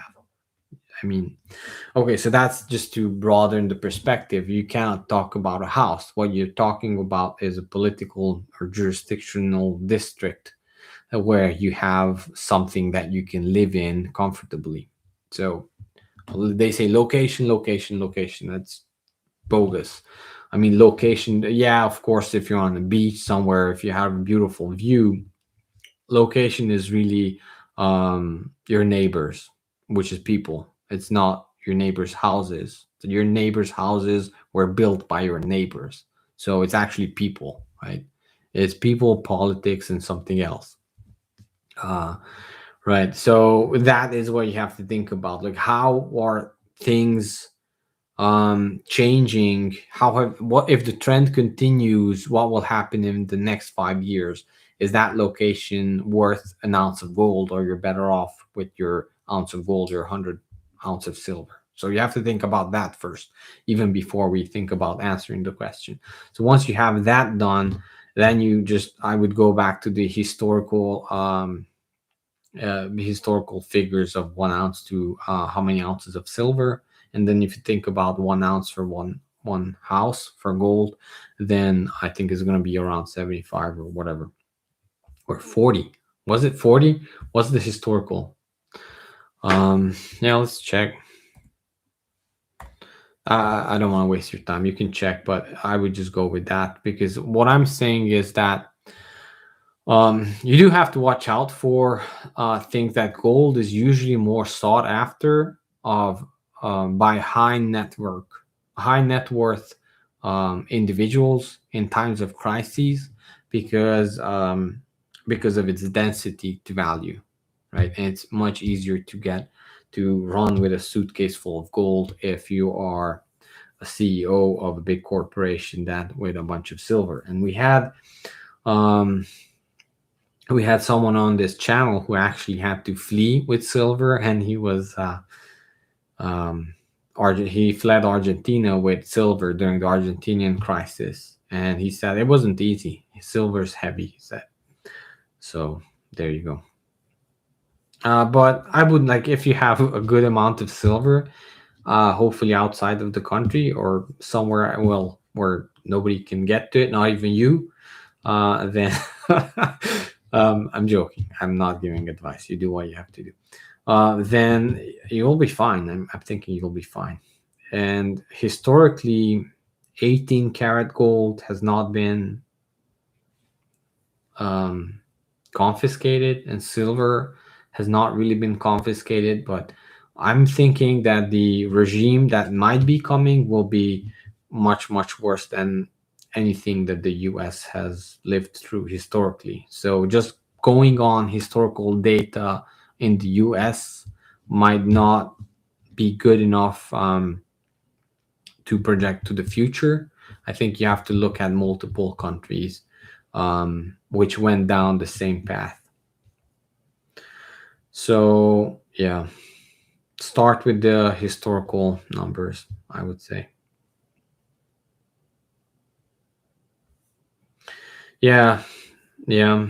How good comeback. House in the country, ounces for acres. Yeah, yeah. That's how you should think about.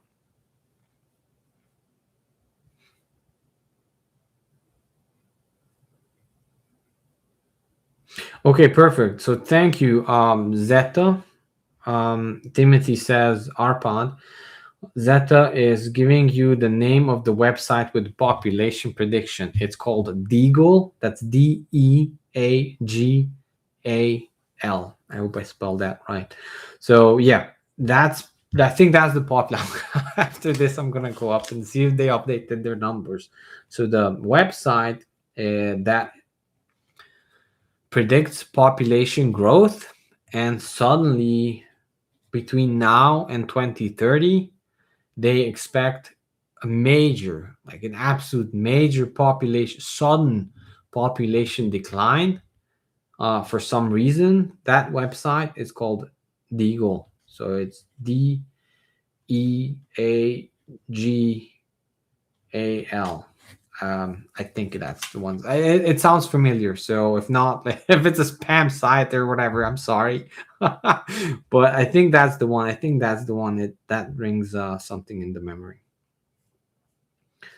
Thank you, Zach and Timothy. Yep, you guys know everything. I mean, we're talking to the choir here. It's fun. We're doing it for fun, so it's good. Um, Gannon says, "I never seen a boomer pass down power. Have you?" Yeah. I mean, has anyone passed down power? I know you guys are like against boomers for some reason, but to be honest, I know some nice people. Um, maybe as a generation, but like maybe it's their parents' fault, you know. Well, I personally blame the school, you know, that yeah. Yeah. Yeah, but that doesn't mean that power doesn't get passed down if it's taken. Oh geez, okay. For some reason I thought the gold silver ratio was 40. And then she said around 50 to 100, so I divided that a midway like 75, but I thought it was 40. But John is saying silver to gold ratio historically was 16 to 1, which I knew it was low, but I didn't know it was that low. I think right now it's 70. I mean, there's a reason why I still own some silver mining stock. like I told you before that, like, yeah, I got rid of a bunch of stock and everything last year. Looks like it did it just in time. And anything I own is just like, uh, producing actual physical stuff that I think will do well. And one thing of that is silver.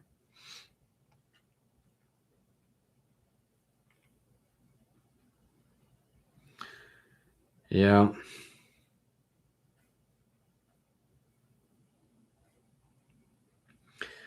So Marley asks, hey, can you tell us briefly what did your dad make in his workshop? Did he do well in the community? Well, he did well in the community, but the community was poor. Everyone was poor.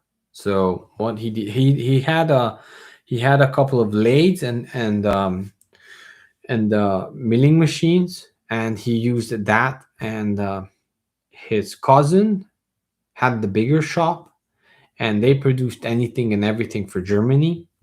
And but he personally started when it was like a total mess. He started with repairing locks and some other stuff like physical stuff from hinges, from anything that would break down, that would be um, impossible to import, right?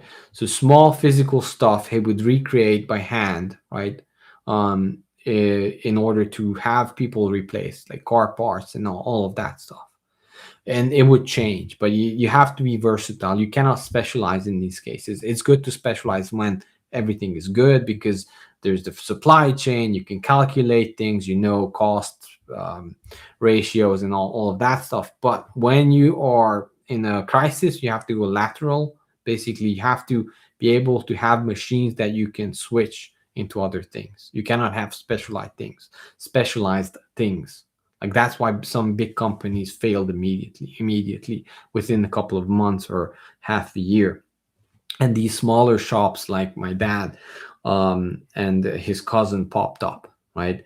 And you have to think. So I cannot say what would be good to do, right? But think about going to Home Depot or Lowe's, that people buy all the stuff. I mean, all of the time, and suddenly all of that stops, right?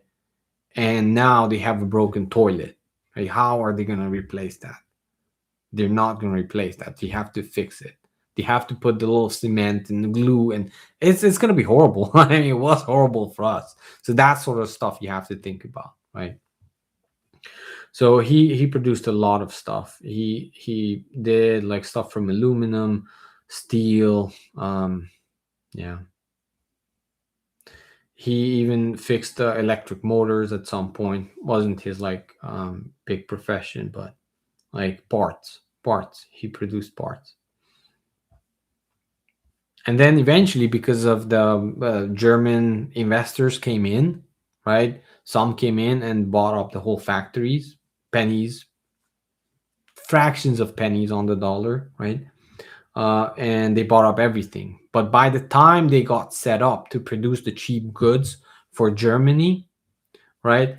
By the time they got set up with the cheap labor, that was absolutely decimated, right? The economy was decimated in Romania, Ukraine, same, Bulgaria. By the time they came up and modernized everything, there was a really good year, not year, probably 2 3 years, when they started using the Romanian labor to produce for Western Europe, right? The cheap Romanian labor. So by that time, if you were fast enough and you could speak German, right, in the future, teach your kids Mandarin, right, and have a shop, whatever. Yeah, I don't even want to talk about that. So anyway, if you can produce, because labor becomes very cheap, everybody's suffering, and now you can export a bunch of stuff. I mean, there's this positive side of the coin. Like people say that it's a wealth transfer, and for a good reason, it is. So now you could use that. Basically, you could just do a couple of things for a couple of euros, right? But that would be rent for 1 month. When we rented the apartment eventually, right, that we bought during hyperinflation, the rent was 20 euros or something like that for a month. 10 euros. Sorry, not even euros. It was like Deutschmark back then, not euros. But I'm trying to compare. Like, think about rent being $10 a month. Okay. Can you keep your rental like we did during those times? Because if you do, after hyperinflation goes away, then it will be still there, right? Especially if it's made out of concrete, like some of these old communist buildings, right? So that is the stuff that you have to think about. So you could use that. So you have a cousin who goes to Germany, gets them to buy up your products, right? You demo the products. This is what we can do. And you quickly sign some contracts, and then you can produce stuff very cheaply here in Romania, right? Very, very cheaply during a hyperinflation. And you can actually give them everyone good salary, and you can live off of that and become wealthy, quote unquote, wealthy in cheap assets that you buy up right now. And you're talking about the community, and my father did a lot of that for like neighbors, but it would not pay off, right? Once we would have this, it was better for them if he could hire them. We never did too many hires. His cousin did very successfully. But it would be better for the community if you could hire them and have them have some kind of income stream for themselves, so they don't have to sell the house for a couple of sacks of potatoes. I'm joking. 1 ounce of gold coin. Yeah. So I hope that answers. But you have to think about, like, okay, what is the immediate thing is the community. You have to think about that in order to serve them, right? And in order to help them, and because that, first of all, you couldn't even do anything else. You have to have these connections set up, right? You have to have someone somewhere in order to be able to produce something for them. Yeah.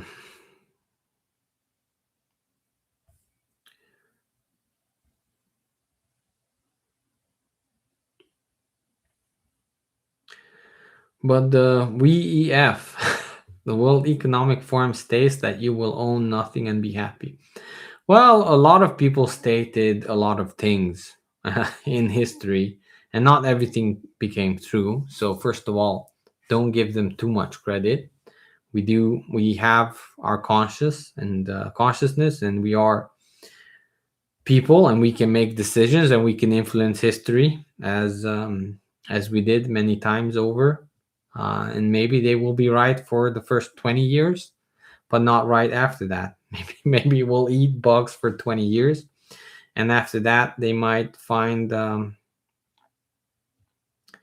yeah, I'm not gonna say it on YouTube, but many despots in history ended up differently. But they always wanted to help. So the World Economic Forum wants to help. Everybody wants to help. Everybody is a good person in their own mind. Maybe it's actually will be good for us. Yeah.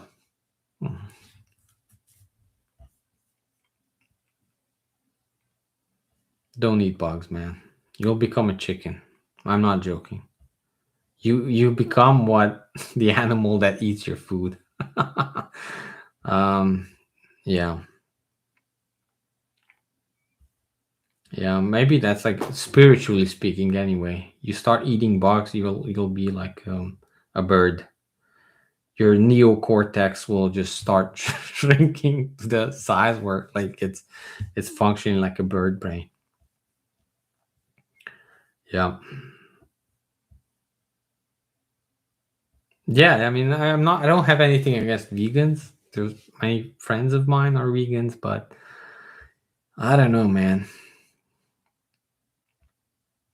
They're pacifists um, for a reason, right?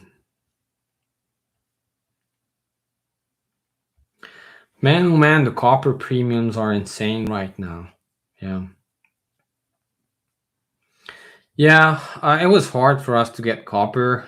The price even then went up, skyrocketed. It was like treasured. But for us, it was easier to gather a lot of aluminum and some of that stuff. Copper, you have to. I'm not a financial advisor.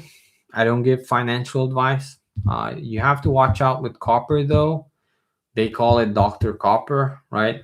And the I don't think it's gonna play out this way. So don't take it as advice. Never take anything as advice. This is just a show. This is just, you know. But with copper, when the economy starts slowing down, it starts using less and less copper. So with the deflation, you might see copper prices deflate if there's a big depression coming, right? My guess, I don't know. But in hyperinflation, copper is a really good thing to have. And it's absolutely perfect to have. Because when after hyperinflation ends, first of all, it's a piece of metal. It keeps its quote unquote value, right? And afterwards, when economy picks up, it's going to be a huge demand. So it will have that double um, um, exponential growth, in my unprofessional opinion, which is not financial advice. Yeah, but like as many of you said, like so many things are like already went up so many times in price that you have to think about like what is still a good value, what is still good to like the waves that we have been thinking about, like we're still waiting for that last tick in silver and gold. But like that will, like who knows how many times the waves will go through, 5 or 7 times, right? So maybe that is 5 times 6 months, right? Before we get that bump in gold or silver. So yeah. Bogs aren't vegan. Yeah, Raven. I think I remember you, and I think you're vegan. Yeah, yeah. So like that's good because then we can join forces. Nobody wants to eat bugs. Yeah, bugs aren't vegan. You're right. Yeah, I don't want to give my opinions, but like once you start, like there's so many good things that happen when you go on a vegan diet. I don't know if that can be kept for a long time though. That is where I am having my doubts. But for like the first 1 or 2 years, I mean, it's especially if you have been living on the American diet of junk food and and fast food and all of that. Like it would be necessary to go on a vegan diet in order to get rid of some of that. Yeah, get a wife that can cook or learn to cook for her. That's the only way to live.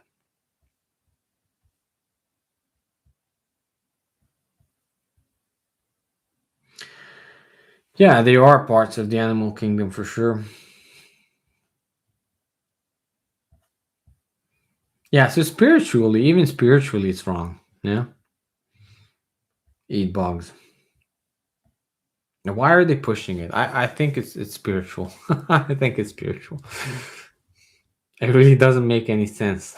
Like, have the chicken, eat the bugs, and you eat the chicken breast, whatever. Like, well, why do you have to immediately eat the bugs? I don't understand. Why don't just eat grass? Like, okay, I don't know. Like, there's this chain. Like, I eat lettuce. I eat a bunch of spinach, sorrel. I love sorrel. I planted a lot of sorrel. If you don't know what that's, full of vitamin C. I used to eat it as a kid. But like, okay, so they're like food and non-food stuff. Why everything has to be turned upside down in their um world? I think they're just poking and having fun, and people believe it. People believe it, and yeah, they do.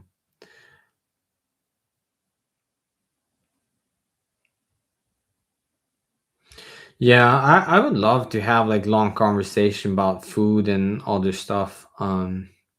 If you want, we can do another live stream just about that. I'm not an expert. I'm not a nutritional expert. I just know good food when I see it and eat it, and healthy food. The problem is really the pesticide stuff and all of that stuff that, I mean, yeah. And that thing that yeah, Roundup and all of that stuff. Maybe you're better off eating bugs. Who knows? Okay, so someone's spamming us. All right.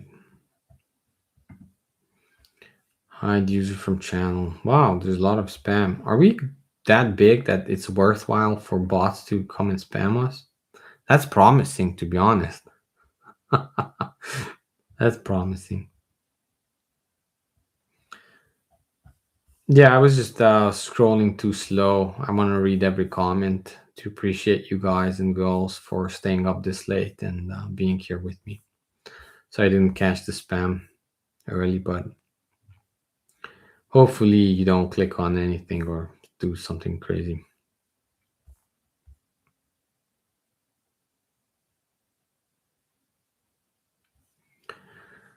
Yeah, I mean, eating some bugs is okay, I guess.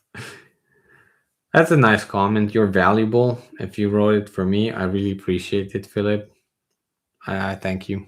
I'm blushing. No, I'm serious. Like, um, yeah, I really appreciate every comment. I just didn't have the time lately to read a lot of comments from under my videos as I much as used to have.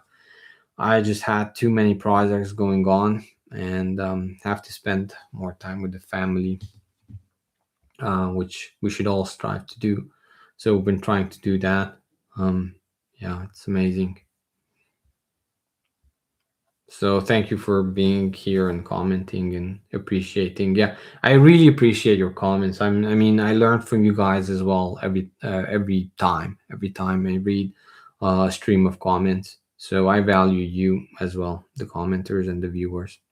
I really do.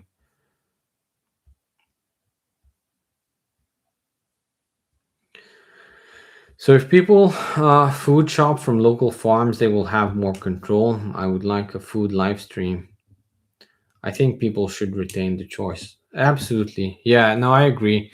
And even if you think that vegan is the absolute total option, which it may, I don't know. I don't think so, but it may. If you are in the spirit of you have to let people evolve to that point in order to get to that point, if you're just a kind person, I think then you'll like even and no matter where you are in the spectrum of spiritual enlightenment or whatever, you have to respect everyone, right? So yeah, I really appreciate your comment saying that people should retain their choice. Absolutely. um, if people food shop from local farms, so we did a very conscious effort to do that in the last 5 years, to the point where we have really good connections for the stuff we cannot grow. Um, but and for the stuff like that is cheaper if we don't grow it. So we do grow some, but it's actually really hard to like if you don't have help like farm help, right? And many people working for you or working together. It's really super hard to be absolutely self-sustainable. So what we do that instead of that is we try to barter, but we also have good connections when from local farmers and bigger farmers, from where we purchase many things, including feed. And but it's super hard, like to get organic stuff. Like one of the biggest organic farms and truly like certified whatever organic that we went to buy feed and some other stuff from, uh, they packed up and left the country.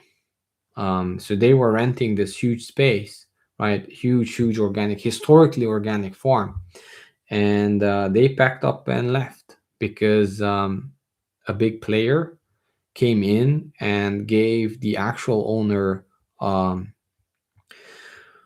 an offer they couldn't refuse. Basically, such a big high price on their organic land, right? That the farmers who were actually farming said that it is unviable in the United States, at least in these parts of United States, to keep that up if you don't historically have owned the land without like free and clear, and they just left. So that is really sad, and that was a sad moment for us in the realization that we're pissing against the wind, basically, like us, right? Because if someone who does it much better than you comes to this conclusion, like, what are we doing here? So I know Russia did a bunch of organic farms and like a whole push for organic stuff like 5 years ago or something like that. I don't know where they went with that, but I know like we cannot keep everyone fed with organic farms, but that doesn't mean you shouldn't have the choice, right? So unfortunately, probably Bill Gates bought it. Who knows? Yeah, it's horrible because then it's becoming off market now. That option we don't have anymore, right? Which used to serve many counties actually, right? They would go and you would order stuff, or you could go and help them and whatever. So that's becoming a bad endeavor for many. Very sad thing to hear.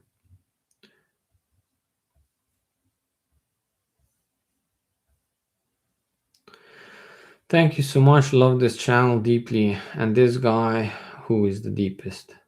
Well, thank you very much. Veg, not vegan, and liberty first. Definitely. Yeah, I mean, let's talk about food. No, let's not talk about food, but like just spiritually speaking, I feel that if like, and I can open up because the small the channel is small enough that like even if I get hate, I don't get too much hate because there's not many followers. There's like really good positives of having the smaller channels. You can actually speak more truth, I believe, or open up more. Not too much. The bots will get you, but um, stuff that they don't care about, right? So I personally believe that if you hunt the animal and the animal had a fulfilling life in the wilderness, I think that's better. That's more okay spiritually to consume the meat of that animal than if a pig is raised somewhere where he never saw sunlight, you know? Or if you go and catch fish in the wilderness, I think that's somehow more okay. And I'm probably just like doing these mental gymnastics. I don't know. Yeah, you can probably school me. I don't know, but like that's for me spiritually. That's okay because you're being just part of this ecosystem, right? Just like how the tiger goes and catches something and it eats it, right? Yeah, he doesn't probably skin it and make a hat out of it, but hey, it's just the bugs get the rest. Who cares, right? So that way, like that feels more natural. Or if you could do free range chicken or that sort of stuff, like if they actually get to enjoy their lives and you're just like tending the garden, but you're not micromanaging, you're not like cage feeding and whatever. That's like super bad. Like not even thinking about the health reasons, but just the spiritual stuff.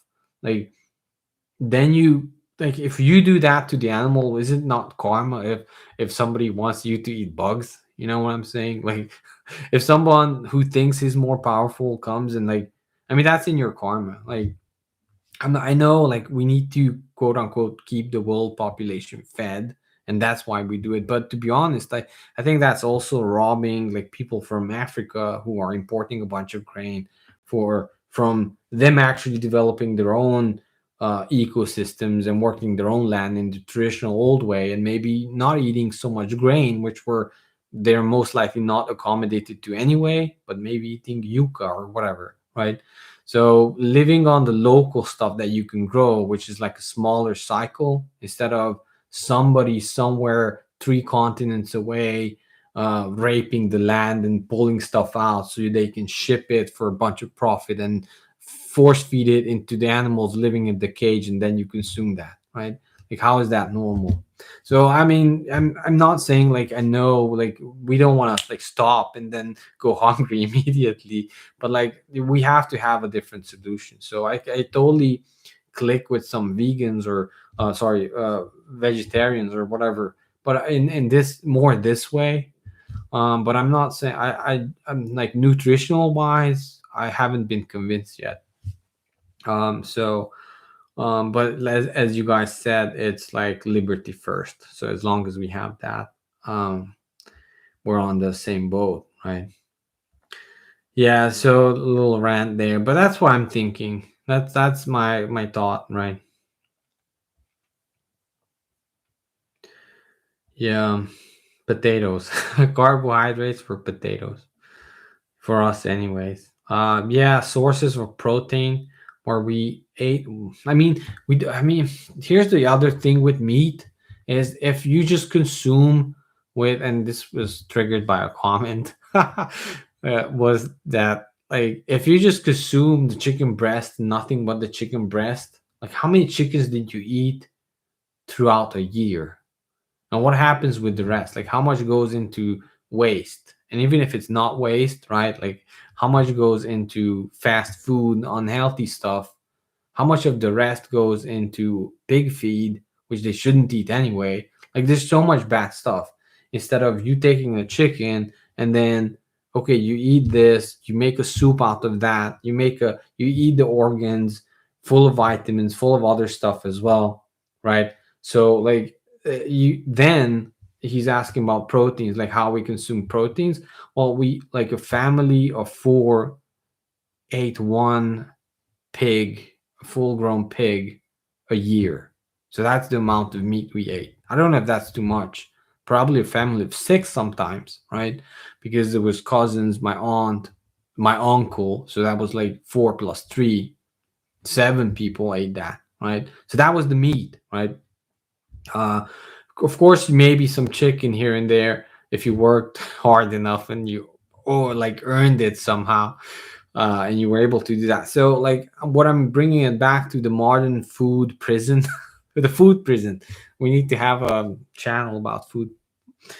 Uh, so, like, bringing it back, like that is also where the I don't want to like use words like injustice or whatever, but like the messed up thing is that like um you consume only some parts of the animal and then you buy vitamin tablets for for the stuff that you could have just consumed in a soup or in a liver or chicken livers with onions and that sort of stuff.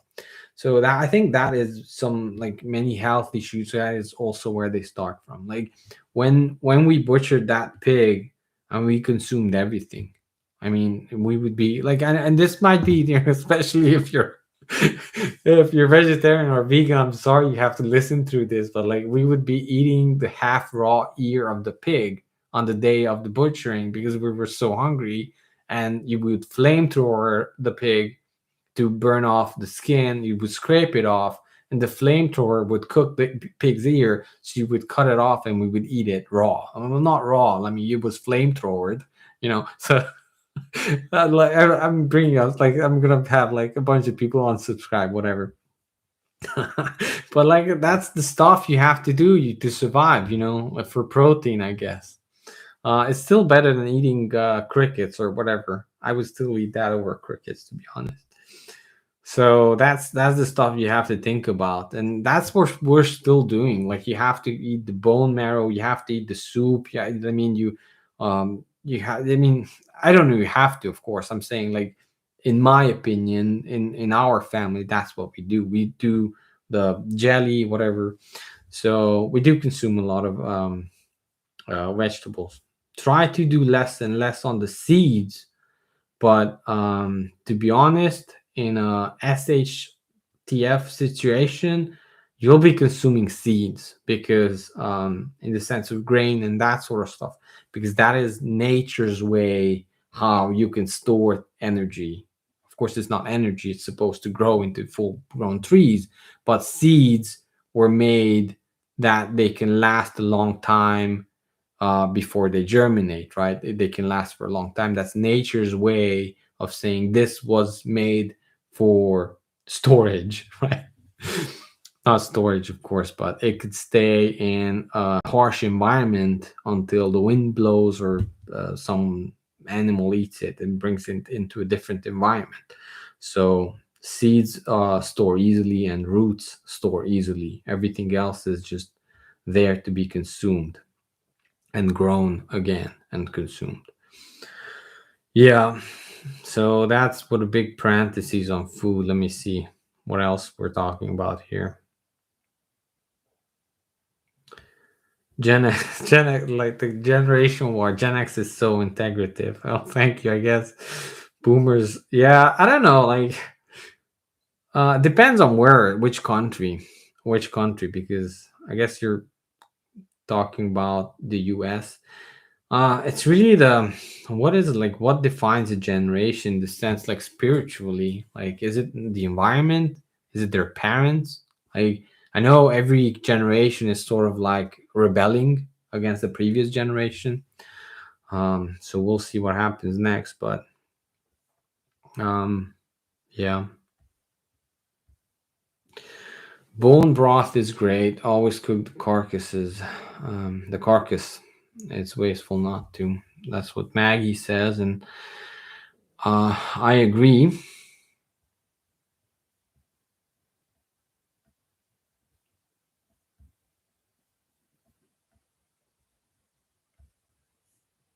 Yeah. Yeah, Philip says, and I agree again. Lentil for protein is amazing. Beans as well. So we did a lot of dried beans. We didn't successfully grow it, but some did, and we traded for that. So beans is good. I mean, yeah. Ask the vegetarians. Ask the vegetarians. Hmm. Yeah, if your body has acclimated to absorbing and using it effectively after the gassy phase, I guess. Yeah, yeah, yeah. I mean, I do. That's why I don't give advice or just tend to give like really broad explanations because and this is fine. Like some comments are coming back like, "Oh, I cannot eat onions because of this and this." um, medical condition, and well, I mean that's his life, and we have to respect that. So that's like I cannot say like, oh, eat onions. Like I mean I can, but like you should know better, right? You should know better. I cannot come up with every excuse for everyone, but we ate and still eat raw onions like crazy. I mean just we put some salt on it and eat it with a piece of bread and lard. I mean, we don't eat pretend to eat not lard anymore because we don't work that much on the field as we used to. But if you're cutting grass, cutting hay with a skite, then I think you can eat lard. But we're not doing that anymore. So, but as a kid, like we used to eat a piece of bread with lard and raw onions, and that is really good, in my opinion, for certain people. And that's what we survived on. Onions are fairly you can easy to store. You have to have a root cellar though. So Jay Gannon is a 30-year veg that loves to hear about liberty most. Yeah, yeah, yeah. So maybe you can tell us more about the protein stuff, like the protein that you can store. Yeah, there's so much stuff to learn from you guys. Now, does that mean do you guys eat? Like, I mean, specifically you, I'm asking, do you eat canned like kimchi and all of that stuff as well? I mean, I think you do, right?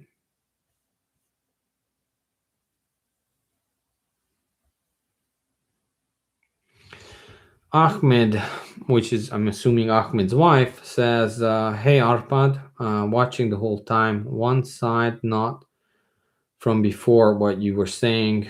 Decoration becomes less important during troubled periods. I'm noticing businesses go down for the painting co. Yes, yeah. Eventually, it will. Eventually, it will. In that sense, but you can retrain into something else with painting. you can retrain to something else. I noticed my husband is getting nervous. Glad I have my little sugar. So she bought sugar and he stores it, and he knows how to weld. Welding will be actually really good, especially if you can do gardening equipment. Then you'll be good. Um, he doesn't know this, but that could be useful. Yeah, that could be very useful. And also, think about this in the period that people move around while they still can. So, I'm not going to go into the house prices arguments now, but people are shifting, and a lot of people are moving away from one state and moving into other state. So, if you are in the south right now, you will have so much like southern states, um, or Iowa or some of these states. I mean, you will be booked until this time next year if you're painting. I mean, if you paint walls and that sort of stuff. Because right now this is the phase where people are moving to hunker down later, and they have experienced the cerveza sickness lockdowns, and people are shifting like the chaff from the hay, whatever. I don't want to say, but like people are shifting places, and you can take advantage of that and make make really good money and save it in silver, right, or gold or whatever. So I'm not giving you advice here. I'm not giving you anything like that, but just because it might not be a good option for you in 5 years, 2 years, half a year, that doesn't mean that you should not take, you know, full. You should not take your chances and make as much cash as you can beforehand. So just always have a plan B. Yeah, even BlackRock and one of their sister companies are buying out whole neighborhoods in Florida and some other southern states. And the prices will go down, but I don't think that will ever hit the market ever again. They don't necessarily care if they bought it like at a certain X price and it drops 50%.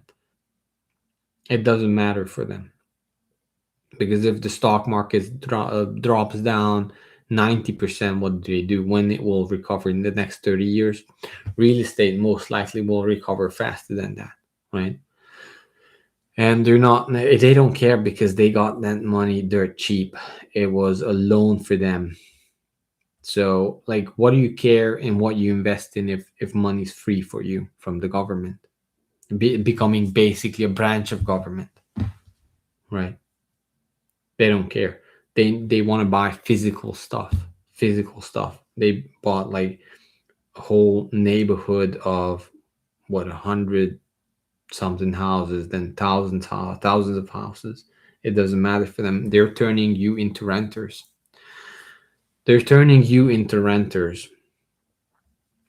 Yeah.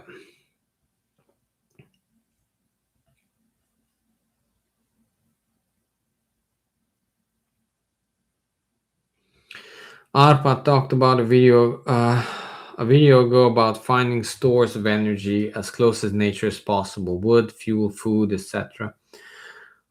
Easier to find and use. Yeah, definitely. I mean, that's why I said you want to do the two extremes, both of them, but try to stay as close as nature, right?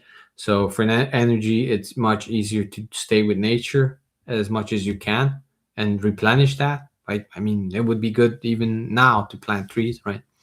Eventually, you'll have grandchildren, so so do that and rely on that, but also take advantage of the very high tech stuff until it works, But you might not be able to service that in a hyperinflation scenario if you cannot just order a new panel if a bird pooped on it. I'm joking.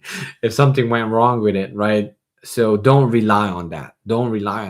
Do as much of that as it makes financial sense for you, that you can sell some of that as well. Sell the excess energy for your neighbors, for other stuff, because there are some good opportunities in solar, especially portable solar stuff, um, in the future, in my guess, and also wind energy. But in an SHTF scenario, you might want to be portable stuff, like with the RV packages, right? The something that you would install in RV. So if you need to go to your bug out location, you can just take it, or hopefully even have it one there, right? But don't rely on that, because if you rely on that without the actual sources of energy that are close to nature, you're gonna have a big problem. Believe me. I mean, that's the stuff. That's why we ate lard, because you can store lard. Like if you render lard, you can store it on the counter for a lot of like a year or more than a year. And if you have a cooler place, and you can put a piece of sausage in there, and will seal it, and you can store meat in that way if it's already cooked. So like that, because why? Because nature's way of storing energy on you and animals, it's fat, like fat cells, right? So you're sticking to nature. Seeds in case of vegetarians, roots, right? You can't like, if you can store an apple, right? You can coat it in wax. You can put the GMO stuff, but you're fighting against nature. Eat onions in the winter. Eat apples in the summer. That's what your system needs. I have to scroll down. Oh, more dating site stuff. Spam. All right. I probably need to have a moderator or something. Yeah.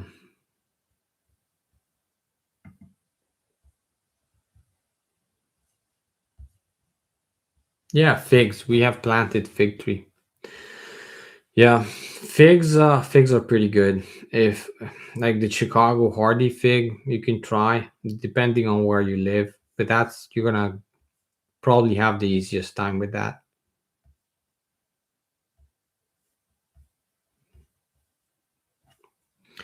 Yeah, Ahmed's wife reminds us that don't forget to um, feed your neighbors.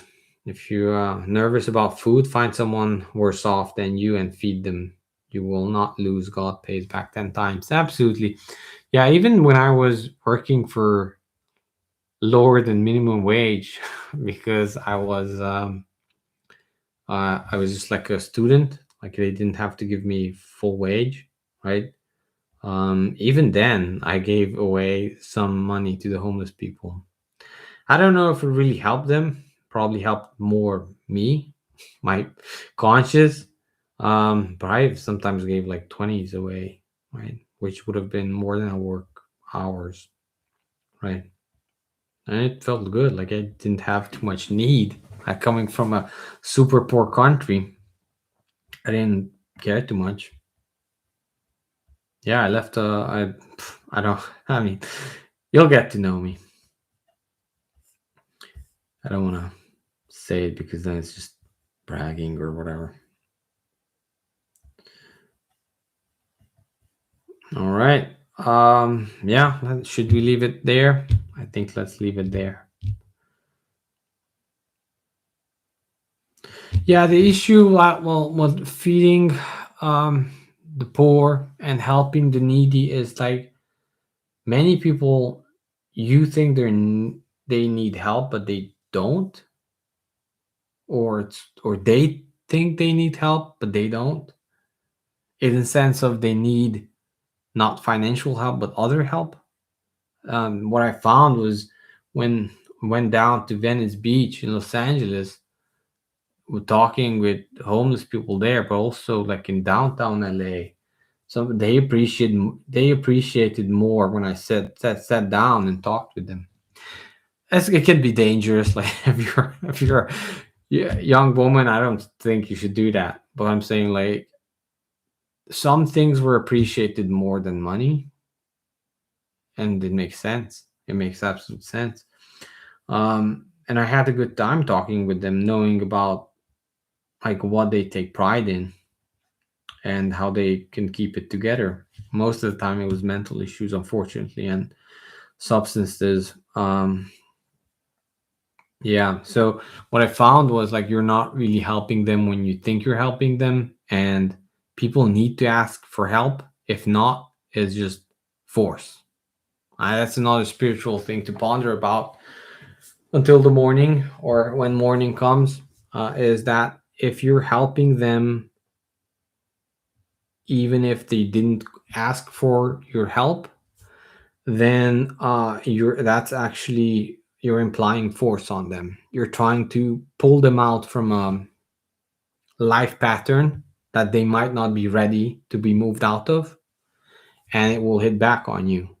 Even if it's successful, right? And then you leave them, and they fall back into the old wagon, and then they will point at you. Why did you leave them there, right? So you have to think about these things spiritually. If somebody doesn't ask for your help, you're intervening in their spiritual growth if you are helping them, right? Even if you are giving them money, or they're thinking that they're helping, or you're thinking that they're helping them, right? Everyone's on their spiritual path. They might be actually much healthier and wealthier than you are, because that is not really counted in dollar amounts, right? So maybe you need help if you constantly need the feel the need to help others, which might be good. So complex topic for sure, probably even more complex than the food stuff. But do what you feel that is best.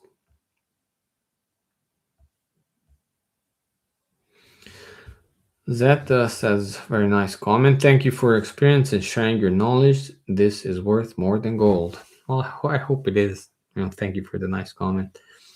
All right. Yeah. I mean, I can answer that question, but I don't want to end on that note. So then I have to take another one. But it came up many, many times again, and I've answered it a couple of times. But on YouTube, I cannot give full answers on this. But Danny asked about break-ins in Romania during crisis. And it's a good question, says Philip. It is a good question. So what you have to know about what happens right now and multiply that by maybe 20, 10 or 20. So to start off, what we had, and probably more in current moral situation, but what we had in Romania during communism, that was very low because we didn't have anything to be stolen from. I mean, we were poor to start with, right? So what are you gonna steal from us, right? A couple of plates, or what? Like we didn't have a TV, or we had two pairs of shoes or one pair of shoe and one that was anyway. So that was like break-ins for that way. There wasn't that much during communism, and afterwards it did go up, of course. But even then, during hyperinflation, people stealing food was common. Breaking ins were eventually common because during hyperinflation, a lot of people took advantage of that situation and kind of took advantage of their fellow men and got super rich, got super, super rich during hyperinflation. And then suddenly there was like, okay, there's a layer of people that could lose something.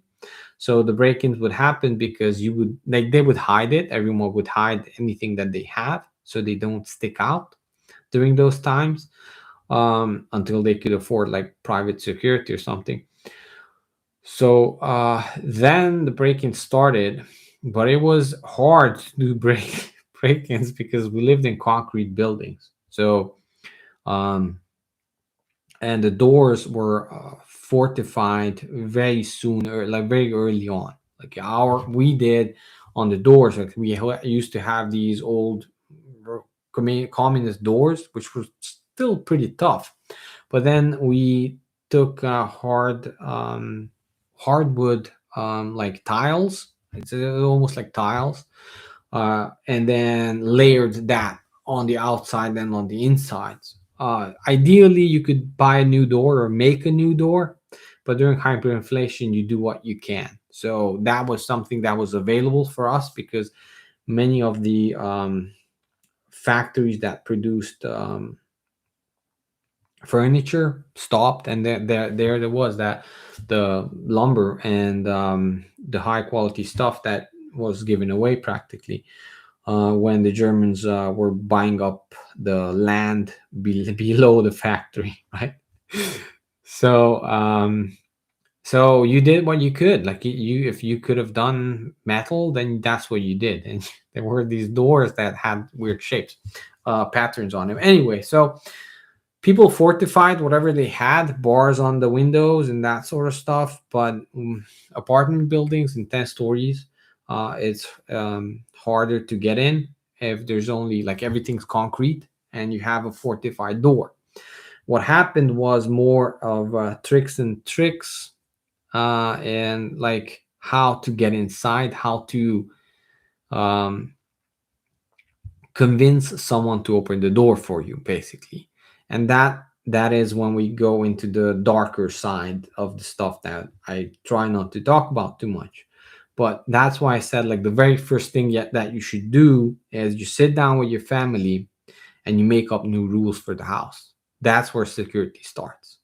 Nobody opens the door, right? That's the first thing. Especially if you have kids, you have wives, wife, you have wife or husband or whatever. What you do is you have a new set of rules how you're going to engage someone on the other side of the door, whether that's law enforcement or not, right? Especially if you have rights, then you have to think about those. There's like there's some really good YouTube lawyers that you can listen to. I'm not gonna go give advice here, but you have a lot of rights, castle doctrine, whatever. So you have to think about those and how do you engage people on the other side of the door, because there were imposters. So unfortunately, that's now a trend in New York. Like 2 years ago, 1 year ago, I saw somebody driving. Not so, I saw news article about someone who got caught, who was driving a fake police car. So they were driving a fake police car making stops, right? So you have to think about that sort of stuff. You have to think about that sort of stuff because that is where the ugly stuff. And he got caught by a police officer who was off duty, right? And who knows for how long. He, of course, he didn't speak a word. Fifth Amendment right, whatever. So who knows what that guy did for how long, right? And who he was working for, right? So that is the stuff you have to think about, because that was ugly. That's where the real ugliness starts. Now, less of that ugly, people coming, and like the biggest scams were people to come and help you secure your house, right? Offering like fixing locks. Oh, well, this doesn't look secure because you're afraid. Okay, so they're a company because they can print out a card, right? Or a badge somewhere. Does that mean they actually have? They a legitimate company? They have track record? Who knows, right? People from out of country or out of the county, going from county to county and being imposters, and saying that they are someone that they are not, and getting you just to crack open the door. That's all they have to do, right? And then to the people, there are people who you don't see. So that is the stuff that we had to watch out for, and we had to watch out for our neighbors. So immediately, if you saw someone who was not, like, you would see through the door or see through the people or through the gate, if you were living in a house, and you would see someone who you didn't knew, you'd immediately alert everyone around. So okay, let's see who you are, what you want, and everybody would come out in mass. So you had to watch out for your people, right? And the other thing, like biggest one of the biggest scam was you can imagine how houses were not kept up, and you had roaches, mice, rats, and all of that stuff. So they were exterminators, like, you know how they knock on your door, are you interested in, spraying whatever. You Tons of companies. I don't trust any of them. In the US, tons of companies, legitimate companies, maybe affiliates, whatever, that they more multi-level marketing. They come, they spray something for against bugs 3 times a year. Legitimate companies, they do something, right? We had that in Romania, but 90% of them were fake, and they wanted to snoop around the house. They wanted to know what's in your house or outside of the house, how many people live there. That's why they came. They maybe sprayed even water or some crap, but you knew, or eventually we caught on as the society in Romania, that this was a big scam, that they were the guys who were actually just what's the word, was the English word, that they were basically gathering information, right? So that's why they came, right? Even if they were quote unquote half legitimate. So that's why. I mean, you have to think that people who right now who commit crime, those who are like really don't have a choice because many reasons, and maybe we should as a society do better, right? To give them opportunities, um second chances, maybe not, some people, I don't know. But that's the people who commit crimes, and the high level crimes. And in the Western society, we don't have these mid-level ones, because they are, if they are committing crime, they're committing crime within their jobs, within their tax evasion, whatever you name it. It's really just like not going out and committing crime en masse, right? But what happens during communism, hyperinflation, you name it, right? Communism, everybody got jailed for anything, or you got into the forced labor camp for being gay. Let's just be frank about that. That nobody talks about, in Romania at least.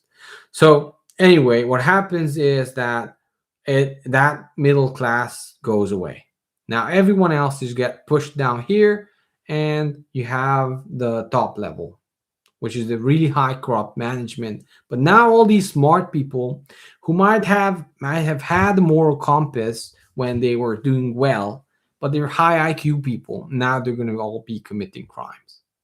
Okay, not all, none of us did, right? But many of them will, and they will find ways that you cannot think of right now.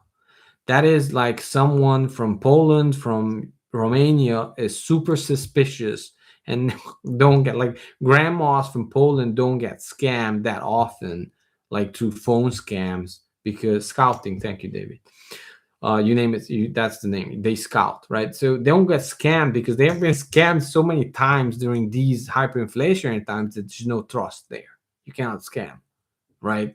Right now, if somebody calls me, even if it's my mortgage company or whatever, I hang up on them and I call back a number that I know that they're them, and I want them to connect me to that person, right? Even if it's whatever, like the numbers could be spoofed. No, there's no trust, right? I write everything down that they say, don't give any information out, right? And then, okay, let me connect back to you. And then I know exactly the number that I need to call them back, schedule a meeting with that person, and she gets to say the same exact thing. But this time I trust her, right? So that is the level of trust that you have, the distrust that we eventually had to have in order to survive, basically. I mean, crazy stories are. Um, Eventually, I figured out what it was. This was our neighbor. I thought it was like a tale. Like I have no idea that this could even happen. Story time, yeah, why not? Of course, like you're like I have 100 people more. Like button. Okay, so like button for the story time. So there's this neighbor. She was elderly person who was a lawyer, a very successful lawyer. Um, Even during communism, you had lawyers, like corporate lawyers, whatever. So yes, there were corporations all owned by the state, whatever. So very successful person, and she was quote unquote rich, right, by some standards. and I don't know who, and she was living alone, didn't have any children, and I don't know if she ever had a husband, but anyway, she was living alone, elderly person, and she knew what was going on. But eventually, at one point, she opened the door. Whether it was cockroaches that they were spraying, eventually they figured out that it was this old lady. So even they didn't just scout; they just did the thing right there. And I never knew that this could happen. I had no idea that this even exists. I still don't technically 100% believe it until I heard something else in France happen exactly this. Like they blew some kind of powder on her. I don't know what it was, but I know it has to do something like flour, whatever. And they just blew some powder on her, and suddenly she couldn't do anything. She explained. They made her sit down, and she would tell them absolutely everything. It gives me the goosebumps. Everything, where she's hiding the money, where she's hiding the gold, whatever she had, and they cleaned her out. Okay, so this stuff, like who knows about this flour, whatever? Like I know later on I heard like 20 years later or whatever that in China they use it for something, in on tourists in France, in Paris they used it. Um, See, somebody knows this is the smartest channel ever because of you guys. So Michael says scopolamine. I think that's it. I think that's the name. I have to Google it, but basically it's a powder. Either it's the dust from the flour or made from the flour, and that's what, like, I didn't believe it. I thought like, okay, she just got scared and whatever, and she just gave up everything. Makes sense. Like, and then she made up this story, and that is the story I lived with until eventually I started hearing more stuff on the news. So this is the stuff you have to think about when a society is collapsing economically, because people who are, that's just the movie Breaking Bad, right? People who are smart now committing crimes. It's going to be a different world that you are not prepared for. Okay. So yeah, wear a mask, of course. Yeah, scopolamine. Okay, so that it looks like that's the name. I have confirmation from two people. Yeah, so I mean, maybe it doesn't work on anyone, but like they had it, and I think they entered because of they wanted. I mean, cockroach problem or whatever. And yeah, at that point, I don't know how, because usually neighbors come out and like stop them or do something with them, but maybe there was just no one else home during that time, no neighbors or whatever. And people who are moving companies, right? And they come up with a truck. They came up with a truck. They came. This is crazy to believe this, but yeah, this happened again. So came up with the truck. Somebody's moving. They were moving a couch basically, and they went into the house. I don't know. I think they weren't home, or I think they tied someone up. But anyway, they went in and they moved the same couch back and forth a couple of times, and they left. And of course, the couch was like how you opened it and you could put stuff inside of it, and that's how they were able to clean the house and from valuables and stole a bunch of crap. So like it's not going to be the stuff of crime that you think about, like somebody kicks in your door, right? You can again, I need to write some stuff down what to put in the description, but there are like these really good kick-in door protections that you put, like they're like aluminum. You could put multiple on the front door. You reinforce the front door with log screws, you know the drill. You put these on. You put 3M 8 mil film on the glass. You have a glass break sensor that immediately alerts you. You get your gun, you get the stuff, and then you're well off if you're living in the right jurisdiction, with in the right county, in the right state. If not, you're screwed and move. Okay, so you buy time. That's the only thing you can. And the very first thing I said was that, what was it? You sit down and you make new rules for the house. Where do you go? When do you open the door? Who doesn't open the door? And how do you talk through the door? Which is crazy, but that's what we did. And no, those little chain link, whatever that you put on the inside of the door, they can kick that in. Don't worry about that. Don't do that. Okay, so do you want more stories? There's more. There's more. It lasted 9 years or 7 years. Yeah. So regarding security, you have to think about perimeters. Outside perimeter, where they think they don't see you, but you already do. Okay. So that's the first layer. That's you're pushing out the boundaries of your farm, of your house, with hidden cameras where you don't even have any sign yet.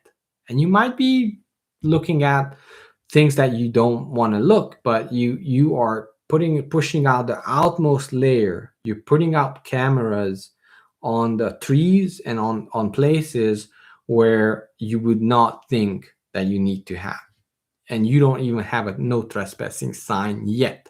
Okay, so that's the most outside layer.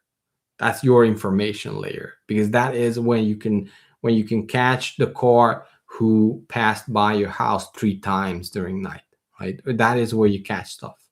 Okay, so that is what you have. You have to be like super crazy about that, and I know it's all money and you have to spend it, but depending on your level of security, right? And then within that, then you start putting the signs up and there's camera, whatever. But then at that point, they know if they go there, they will be filmed. But at first layer, they don't even know, but they already filmed, right? So that is how you prepare. And then it becomes more and more. So there's like 2 more layers. So then the first layer of signs, and then at that point you have motion activated light. So they're still far away from your house. Ideally, I know if it's an apartment, you do what you can. We can talk about that eventually. But at that point, I hate Ring, to be honest, but you can use whatever works for you. Ring has some other options as well, that as the first motion detector floodlight lights up, all of them light up. That's that to let them know you're in the zone here, you're gonna get screwed. Okay. Basically, you're saying, I know better chess than you. So don't mess with me, pick a different house. Or pick a job, damn it. So that is what you have. That's another layer. At that point on, you have to toughen up, right? You have to respond. So you don't respond there. But when they're at your door, you anticipate the worst, right? You don't open the door. It's only the paranoid survive. Like eventually we have some good 1,000 year, 200,000, 200 year to 500 year, and then people who are not paranoid survive. But then something happens, and again, only the paranoid survive. Okay, so then you have to think about how you respond to the threat. So we're not going to go into that, but like the very basic thing, even if you're an apartment, whatever, is you have 3M film, a transparent film on your windows, which buys you time. That they like, okay, they smash it in immediately. Either silent alarm or not so silent alarm goes off, and they think they're still just getting in, right? But at that point, you caught them at 3 points, and you have to be alert, and you have to have tools to handle this situation. But most of the things, this is what you normal Americans think about. Like this will not be as common as the smart people outsmarting you in different ways. That was more common. Although, to be honest, with the current situation, like what we've seen in the summer of love of 2020, yeah, you gotta have a lot of lead, whatever. It's not a channel about that stuff, but I mean, at this point, you have to be prepared. Okay, yeah. Do you want to know more? Let's take another question so we don't end on this.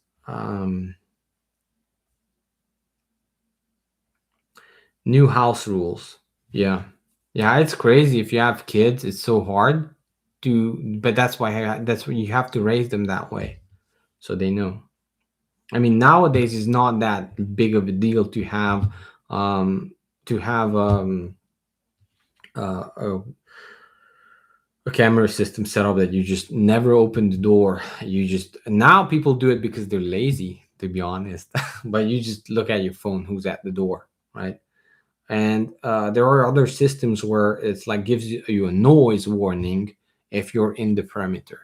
Like it gives you a noise warning that you know you don't have to have a camera. You hear that a motion detector detected someone out in the back, right? Maybe you don't have a camera there.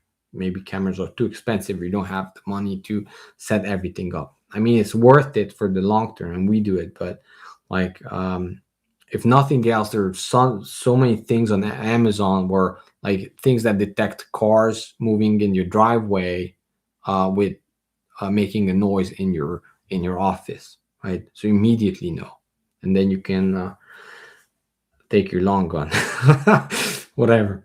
Um, yeah, yeah. Just make sure that you know the laws of your county, and it's a life, you know. Even if they're quote unquote bad people, they have still have a mother and children. Who knows? So um, yeah. Never want to do something you cannot undo. Perimeter traps, like in Warzone. Yeah. Like cans on a string. Yeah, well, that and there's that. I mean, I haven't done this, but I'm thinking about just for fun. There are these shotgun caps that you can. There's this little trap that makes a huge noise. Um, Lisa, thank you for the super chat. Uh, yep. So Lisa asked for, yeah, Arpad, how do I protect my horses and pot-belly pig and chickens from human predators? Yeah. Yeah. I mean, we gated up everything and we pulled together. So to be honest, I don't know how to replicate some of the stuff that I know um, in from Romania, because in the situations in the current United States is different. Like we had like 10 cousins living on a very close perimeter, right? Or two cousins, or it was usually more people, or even our neighbors was my grandmother cousins. So we could have this perimeter set up where we would know what to protect and when to protect it. We didn't have horses. My cousins did. My father's cousin did. Um, Yeah, but if you're on a super big farm and you have everything out back, it's super hard to do that. Unfortunately, I cannot give you like good answers, but what you would have to watch out for is scouting. So that is what you have to watch out for, because then you will know if something's coming. So what you can do is perimeters to watch out for people who are looking at your horses. So chances are they know that you have them. They know that you have the potbelly pigs and the chickens before they come and try to do something, right? And you, to be honest, you have to make it not worthwhile. So, and it's hard to do if it's like a super bad situation, because if somebody's afraid of starvation, it's very few things that you can do to scare them off, right? But it's never really like that. Like you can, they can go for a long time without food. We did as a country. So I'm saying that first off, you have to know who your neighbors are. Many times it was quote unquote neighbors from other like small towns, nearby towns, right? So then you have to watch out for that. And you have to form a community or have a community that watches out for that. Like who's doing what, why are they doing that? And become paranoid, to be honest. Like that is, and you watch out for scouting, right? So at that point, okay, eventually they will know from very far away that you have horses, right? So you cannot do anything about that. But then you at least protected by like psychologically by signs, right? And it's super stuff, like easy stuff, right? Like even when people, yeah, yeah. So have the vibe of a crazy redneck who shoots people for no reason, to be honest. Like that's, it's funny way to put it, but like if you have that vibe, most likely they know they're gonna get an overreaction. It's much easier to, like, don't be that, don't overreact, god forbid, never break the law, right? But I'm saying you have to use bluff, like, or the whole vibe of the whole thing has to be a bluff that you give off that you're a completely reasonless person that will, like, you're waiting for them to steal the pot belly pig. I don't know if you get the idea, right? So you kind of have to have that vibe off, like, even if you're not that way politically, even if you're not, like, at this point it's a defense mechanism, just how there are frogs that are poisonous, which are yellow, whatever, and there are fake frogs that are poisonous, right?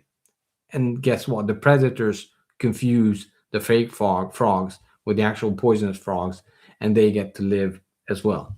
So that is what you have to have in order to keep your property. But always remember, no property is worth even one person's life, right? So, I mean, you can always buy new horses, pot-belly pigs, and chickens as well, and make friends. But watch out, because you're gonna make a lot of fake friends if you start giving out stuff. So definitely security cameras, perimeters, signs, and the vibe of the whole farm needs to be. And it's kind of crazy, but like, without going into too much crazy detail, well, first of all, like, have those signs that you when you see on someone else's property, you go, this guy, what the ones I'm talking about, like, we don't got 911 or whatever. It actually works because people who think that you're crazy even if you're not. So that sort of stuff you can have, and I'm not going into details, but have, like, think for yourself what you can do to do that.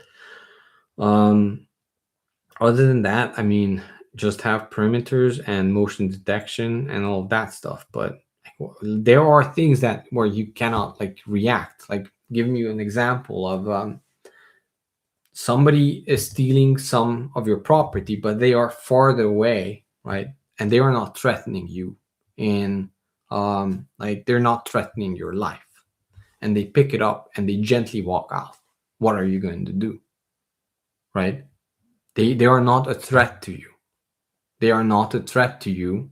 They are a threat to your property, right? There's no law enforcement in hyperinflation, maybe. How are you going to deal with that situation? Because I'm pretty sure you're not gonna, like, overreact, right? It's crazy. Why would you do that? So in those cases, it's very hard to do anything about it, right? It's very hard to do because sometimes you have to let them go. You have to let them go because it's morally the right choice, right? So how do you do that? How do you do that? Or how do you overcome them physically without applying deadly force? That is something you have to think about. Well, more people have to be involved, right? Do you have with your neighbors a system? There are apps for this, by the way, like, where you alert someone if somebody's on your property, right? Just to give an example, like, so I have friends in the UK, right? Very close friends, very, very good friends, and they have this happen to them. I mean, housing in the UK is crazy. It's super expensive. I don't know why even. Anyway, so a lot of friends, quote unquote, live together, have to live together, especially if they're immigrants or whatever in these situations. And There were that was a situation where they were literally having dinner at the table in the back in the kitchen, right? And the back door was open, right? There's a sliding door. They have tiny backyards in the UK, by the way, and like brick fence, whatever. It's tall, big fence, but you can jump it, right? So somebody came in, right? And they didn't expect that. They expected that nobody was there, right? So the robber, I guess, didn't expect that they were there, right? So that's why they jumped the fence. They wanted to break into the house. I don't know how crazy this guy was or blind he was. Excuse me if you're visually impaired and you're listening, but like this guy goes in, and this is a story that my friend, very close friend, told.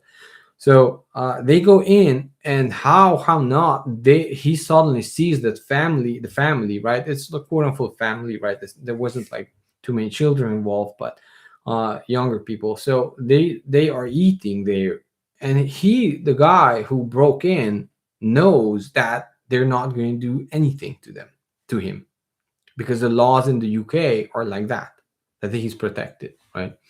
And they cannot reply with deadly force because he's not a threat. It's not a threat. Like he's going there, pulling out the drawers, looking for stuff, right? And they are trying to like push, but he's bigger, right? At some point, like he gives up and goes back out and jumps the fence again, and they couldn't do anything.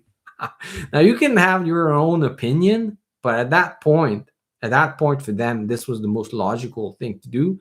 But they were also in the shock of, I mean, they're not like, I'm trained in martial arts or whatever. But if you're a young woman, like what do you do?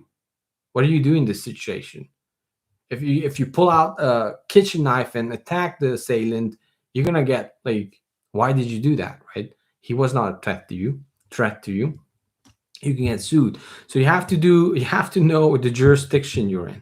You have to know with property rights and other stuff. It's very, very different if you're in Alabama or in New Hampshire. Well, New Hampshire is a bit different, but in New York, right? So you have to know what you're doing. That's the very first thing you have to know. Yeah, so eventually, I don't know how, or they gathered the cojones to go after him, and multiple people, uh, like they kind of alerted multiple neighbors and stopped the guy, and eventually tackled him on the street. And I think they didn't get sued, but technically they could have gotten sued and pulled the shorter end of the stick or whatever. So it's crazy that you have to watch out for. Now, back in Romania during hyperinflation, we dealt with those situations, even though we did not have um, firearms, but it was a bit different. And it's kind of hard to do anything if you have like 40 people who are in a family. Yeah, it's hard. You have to really think about numbers. You have to think about numbers and your community.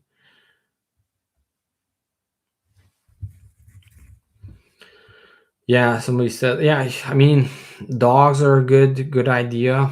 Like if you can have the shepherd dogs. Yeah. But to be honest, I've seen so many dead dogs in hyperinflation Romania, poisoned, that I don't know. Even hanged. Did I tell you the story about the hanged dog? I don't know why would they hang him. That was crazy. Turns out you cannot hang a cat. They left the cat there for, I believe, at least 2 days when my father found it. Yeah, I whatever. Talk with people from South Africa if they had larger farms, and how do they deal with it, because we didn't have larger farms, and the techniques that I know, and still don't have a large farm, so the techniques I know might not work for you. Well, that was an interesting one. Hope that gave you some ideas.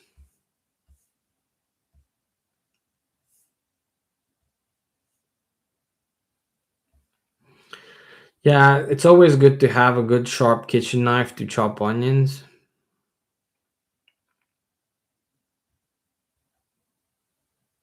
Yeah, I mean that's off the top of my head. I'm pretty sure if I'm gonna think more about stuff, then I should talk with my. Well, they're Amish, so I mean they have horses. But they live so far off. Then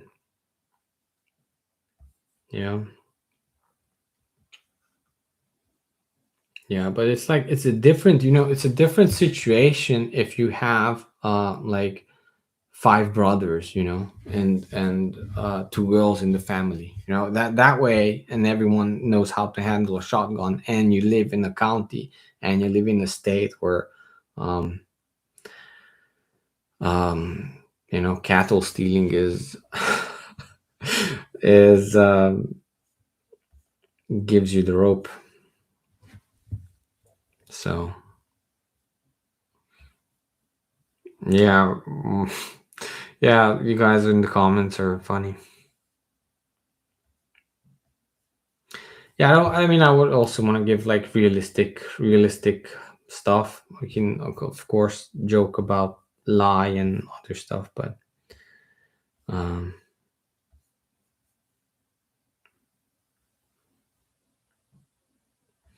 good prayer for all. In my religion, the evil eye is very feared. I went from being a flamboyant to cautious and tried to keep my kids out of public. Yeah, yeah. There's really something really sinister going on. Like even when the crimes were committed back in the day in Romania during these bad times, they were not like filled with hate. I don't know how else to say it. They were like either opportunistic or outsmarting people or actually really mafia like crimes, but it was all driven by greed or money or lack of food or something. Right now, it wasn't like so much emotion like that built up hate against your fellow man that we're seeing everywhere now. That is where the scary stuff is, because that brings you back to like the Second World War, or after the Second World War, ethnic problems in Europe, like when there were the border shifts between countries after the First World War, and then these animosities between smaller countries, right? I mean, just think about Yugoslavia and, you know, Macedonia and some other people and Slovakian. That is what it brings you back to right now with all the hate against the fellow people, you know. Did guns and ammo go up in value? Yeah, if you had any, if you still had any after communism, it was tremendous. You could have a job with that, which people did. If you had a two-barrel shotgun, right, double-barrel shotgun, basically we hired people to walk the fields and protect the crop. Yeah, so guns and ammo were tremendous of value, but at some point it was a bit tricky because it was legal, but it was still everywhere, and then it became illegal and truly hidden in the sense of like after. I mean, you guys probably saw the movie Lord of War or whatever, or yeah.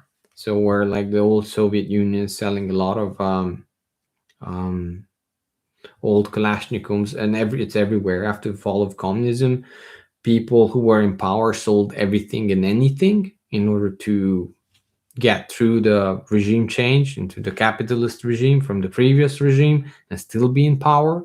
So they sold like full armories, and sometimes those got like depleted fast, and some of that got spread out. Like the Romanian made Kalashnikovs, or like people had it, limited ammo though, limited ammo. So I mean, my cousin uh, was. I mean, so I have many cousins, but one of my cousins who were closest. I'm the closest to was in was in the army during that time, and he said like there were regular people who were coming up on base during nighttime, and you could not touch them, and they would quote unquote steal stuff. Right, it was organized right with the higher ups in the army. So basically, the armory was getting emptied slowly, right? Or sometimes suddenly, and well, people steal, right? But many people were in on it, I guess, and that's how a lot of people stole gasoline, which was crazy because sometimes the gasoline was pouring out of the vehicles, the stuff they couldn't steal, it was just pouring out of them. So yeah, it was very valuable, and you could have a job if you were able to keep it for a certain period of time. After that, it became illegal again. It was always legal, but you could have it at some point, and nobody would care because it was normal. Like, you guys think about like just because it's illegal, it's nowhere to be found. That's crazy. Um, and then people hid it or sold it later on. And to be honest, like I mean, it's probably the right people hit it or the right people sold it because the crime wave wasn't that high in gun crime because it was super expensive. It's like you don't want to commit something with the gun because it's super expensive, and if you lose it, it wasn't worth what you were stealing with. So yeah.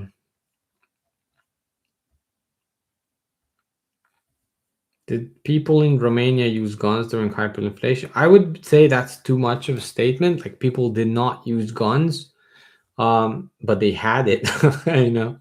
But it was a bit different. It was a bit different. Like you would wish you would have a gun, you know. You would wish you would have a gun, but um, us regular people didn't have it, or if they did, you had to pay a high price on the black market to have it. So, and the bullets were extremely expensive in the sense it was like at some point it was everywhere, but at another point it was nowhere because it went underground. I don't know if you can understand what I'm saying.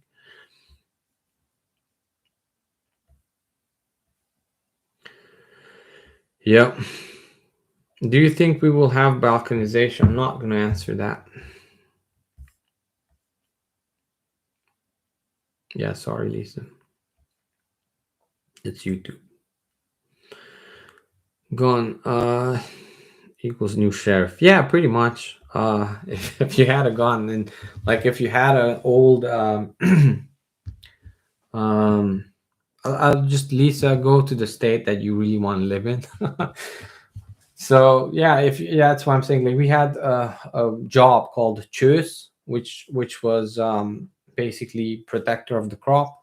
I mean, we had it even before. We always had it, but now their job was much more important. Usually, they used to just protecting the crop from birds or whatever.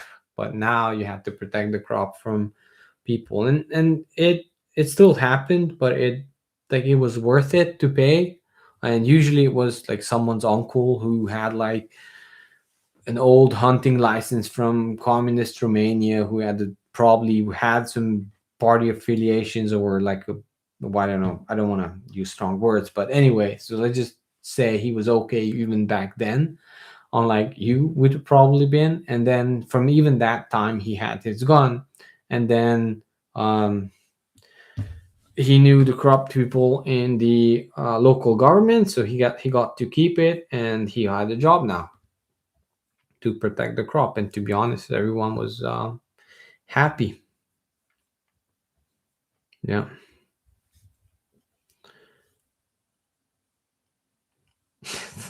It's a nice way to put it. Bullets cost more than the criminals. I guess, yeah, maybe that was the case. I don't know.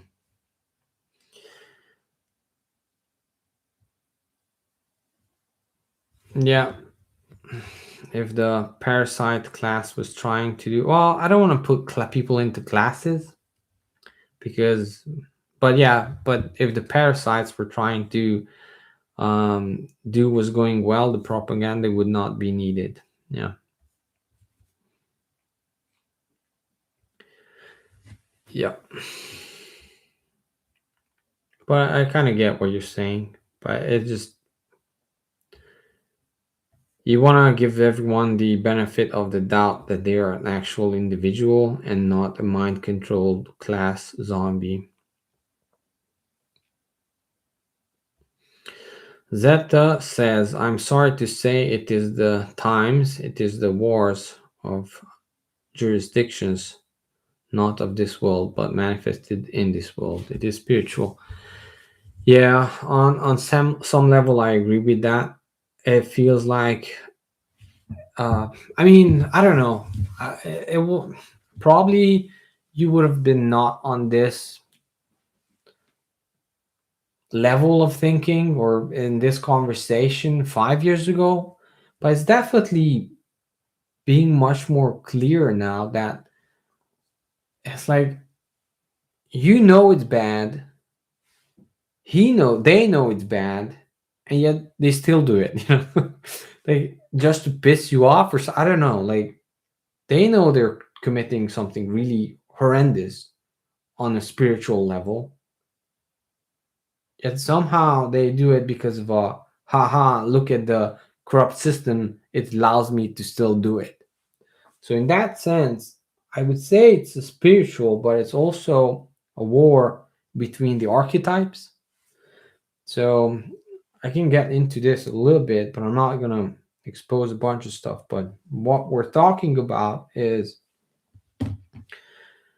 the main archetypes of the mother, the father, the son, the sage, the king. Okay. So what we're talking about ages changing and political alignments, not parties, but alignments fitting into one of these archetypes or multiple archetypes. Okay. So what we're talking about, like identifying the the fault lines between the archetypes of the spirits of the people. So it may be nations. Sometimes it's nations. Sometimes it's more than that. Things that you cannot talk about on YouTube. But we have these archetypes, and then we have political organizations or ideologies, especially that fall within these archetypes. So, for instance, communism of the archetype of the son and the mother, right? So, just to give you a really simple example, like, okay, so we have to go back to like Greek mythology, right? So, Atlas, the father, right, or Saturn. I don't want to get into too much into this, so let me rephrase it. But what we're dealing with is the revolutionary spirit of the son to overtake the father, but it's actually a conspiracy of the mother, right? So the mother was hurt in the archetypal mother was hurt by the father, right? So the son takes the skite and wants to castrate the father so he doesn't hurt the mother anymore. There you have communism, right? So another archetypes is that again the sage comes in later. The son realizes that he's becoming the father, right? So sons and mothers archetypes cannot rule. It has to become a father. So eventually, by towards Stalin, now the same regime, because I mean communists, the current communists are right in so many degrees that you like they understand their ideology. Like that wasn't real communism. Well, of course it wasn't, because it's a morphing system. That what you're talking about is just the seedling, the ideology of communism. But that's not communism. You take the full picture, and you have to integrate yourself into that if you want to understand it. So going into that more, right, Stalin now becomes the father archetype, which is a different type of, you still keep the archetype of the mother and the son as symbolism, right? But then now the sage, who is the old bearded Marxist who teaches the kids here communism, what the ideology of communism, which is actually, let's take it back, roots in Christianity, which I don't want to talk about too much because I know you will take it wrong, because you will not purposefully or not purposefully, if you're a Christian, you will understand it in the wrong way. You will think that I'm attacking Christianity, which I'm not. But serve your brother is actually coming from a deep-rooted Christianity belief system, but they take it to the extreme with a judo move, and now you becoming a servant of your brother. So anyway, further on, right? And capitalism, again, the father perspective. But what we're thinking about is, when you say spiritual, is what we're talking about, the fault lines moving, right? So now you suddenly have, because everyone, each and every one of us would have normally like a father and a mother and a son and a sage and a king. Let's not talk about the king this time, but archetypes, each and every one of us. And actually, as you go through the phases of your life, you might have some appeal for these sometimes radical political beliefs, right? Because as you are progressing spiritually, and now the spiritual stuff comes in, at some point you might be a very big socialist, right? That's fine. You're progressing through your life, and you have these sets of beliefs and those sets of beliefs and that sets of beliefs. It is said, like, if you're a socialist, at the end of your life, you're greedy, right? You should have been a socialist when you were at the hype of your working age, right? So anyway, now it becomes spiritual, and as you're progressing through these, what the system tries to do is be stuck in one, and don't let them out from this chess piece. Basically, an archetype is a chess piece, and as long as you are not free to move spiritually between these archetypes, but you're locked in by the news you consume, that's always going to be the same news, always going to be pushed from the same side, right? You're not being exposed to my channel, right?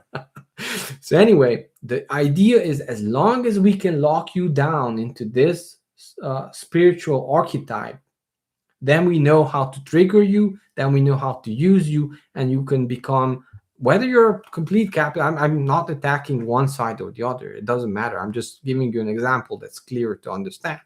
Whether you're a complete capitalist, it doesn't matter, or anarchist, or loyalist to Napoleon, I don't care. So what I'm saying, like, as long as you can be locked into that, now you're becoming a pawn, right? Now you can be played as a chess piece, because they know exactly your stimuli, your reactions, your inputs and your outputs, and everything about you. So that is what we're seeing with. So when it becomes spiritual, is that there's an overarching layer that is using you spiritually for their end, whatever political spectrum you're in. So I don't know if this makes sense for you, but hopefully it does. So what we're talking about is dumbing you down spiritually, right? Because if you can have some class or people be stuck in the son archetype of the son, basically, of the, not the father, not the mother, but the son, the child, but they usually call the son, who is always rebelling against the father. Now you can use that rebellious class, which is fine. Everybody should go through that phase. Maybe you go through that phase multiple times in your life, no problem. But as long as they can lock you in as a culture, as a religion, right? Maybe a fringe minority somewhere, or not a minority, but a bigger class of citizenry. As long as you can lock you down into that archetype of the son, they can always use you for what the son can be used, to rebel against the father, to break down the system, right? And then you're becoming a tool to break down the system, no matter what the system is, right? The issue is why the communist defector said, like, why they get rid of these people immediately after totalitarian government. Let's not call it communism. Any totalitarian government gets installed, because they have no use for you now anymore, right? So if you are a very rebellious person and you're listening into this, you want to make sure that you're rebellious for the right reason, and not being stimulated to be rebellious. Because if you're being stimulated, you're actually just being used as a tool to fight whatever. And we can make up whatever, fight capitalism, fight communism, fight patriarchy. You want to make sure that you're not being used as a tool, right? I mean, for your own spiritual sake, I don't care. It's your life, right? So, because that way, eventually, whoever used you get into power, you're the first line into the slaughterhouse. Why? Because you were groomed, you were trained to be rebellious, but that's only good use until the system change. After that, what are you good at? You're good at rebelling. You're good at that stuff. Perfect. But they don't want you anymore. Now they are in control. Okay. So I mean, that's my opinion. You can take it or leave it. So here's another thing to think about, right? So that's what I'm thinking about. Stimulated or manipulated. I would say both. Um, Disposable, yeah, that's why they like call many different names, right? That's a good one, disposable heroes. And unfortunately, they are heroes. I mean, they have the power of the seed of the sun to change systems. Of course, that should be used, but like that should be used from an organic way of from the roots up. Unfortunately, most of the times these are very precious people to control, so they want a very well defined line around that, right?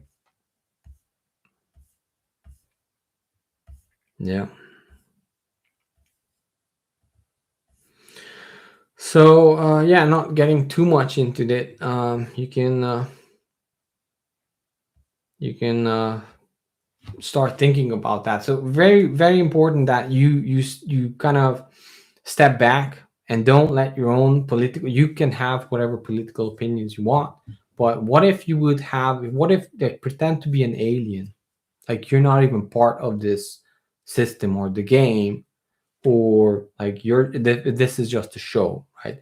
And nothing affects you, because it really doesn't. Like if you think of a long-term spiritual war, it really doesn't affect you. It's just a game you're here to play. So if you step back a little bit and you look at it from, like, that's why I said alien, like he doesn't care, this is not his world, right? He just came down here and like, okay, what are these doing? Oh, that are they people doing that? So then hopefully your ego gets pulled out of personal attacks, and then you can have the view of the player who plays the chessboard, because this is being played. No matter how big you think it is, you got it wrong. It's bigger. Okay, it's, believe me, it's bigger. It's bigger than you think it is, right? So they're all cousins. They're all cousins. They're all relatives. Okay, I mean, look it up. Look it up. From King George downwards, right? So yeah, you gotta watch out. And what you want to watch out is that all of this is not towards your spiritual detriment. Because if you believe that the matrix is too real, then you might get stuck. Whether you got stuck in the same figure or a different figure, it doesn't help you, in my opinion. All right. Well, I think we should end it. Still 100 people. Wow, you guys been going strong. So, yeah, fight for yourself and your family and not others. Well, first and foremost, but you can fight for others, but as soon as you start fighting for others, they will use you. So they will use, ever since agriculture was invented and you could provide more food than you would eat, that is when slavery was invented. I'm sorry, I know it's a bit of a, yeah. So if you live, so what do you do against that? You become a Spartan. You refuse that. You choose everything and anything else, this life or the next, instead of that institution. And you become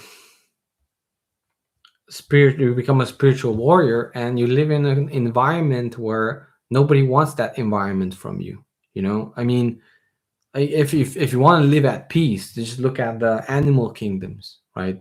If you go to Hawaii, right, or the vegetation there, right, as soon as soon as the volcanic eruption, right, it dries and it solidifies. There's only one type of plant that can live on there, right? That has very type of thin roots, which is very acidic, that drives its roots into the new volcanic ash soil, and it can live there. It has no competitor because nobody wants it because it's crap.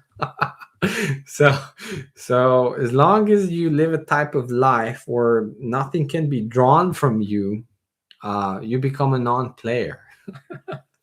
But for that, like, you have to give up on many things, you know. You have to give up on many things that this modern life would want to give you in order for you to become a servant, which is still an okay choice. I mean, it's your choice. You can do it. But maybe that's not for some of us. Yeah, and remember, it's a long, long, long game.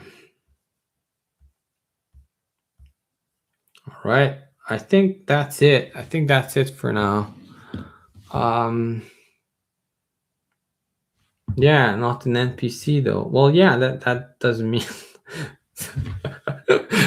I think NPCs serve a purpose, so that is why they were put there, because they serve a purpose. If the purpose is not there, then there's no NPC. That's what I'm thinking. Even if the purpose is just to make a crowd, right? So, so what I'm saying is total Zen, spectator mode, maybe. Yeah, you have to think. Well, but then again, like, you have to have your principles. You have to know why you came into this life and fight for that. You know, I'm not saying don't do that. I'm this phase, what I was talking about, to draw back, to look at things from further perspective, is so you don't get drawn into the game too much and you become a pawn that can be sacrificed. After that, once you gathered your energy, you know, you build up yourself, then you could go back and of course do what you would like in this life and know what your limitations are. Yeah, don't become, I mean, whatever is good for you, but don't become like a hermit somewhere. I mean, yeah, I like the Buddhism stuff, but not too much. I think God, you know, put you here for a reason, and not just to meditate all the time. You have to do something, you know. You have to do something. Yeah, a lasting purpose. Well put. Because if not, then what are you waiting for? New reincarnation? I mean, if you're a Buddhist, whatever, to do the same thing all over again. I don't know. I'm not attacking them. There's a lot to learn from them, but absolutely a lot. It's just I'm saying that you have to go back and participate to make life better for the next generation, right? Um, all right. So I think that's it, truly. Thanks for all the super chats. Make sure to like the video, subscribe, ask questions, and I'll be back and talking to you soon.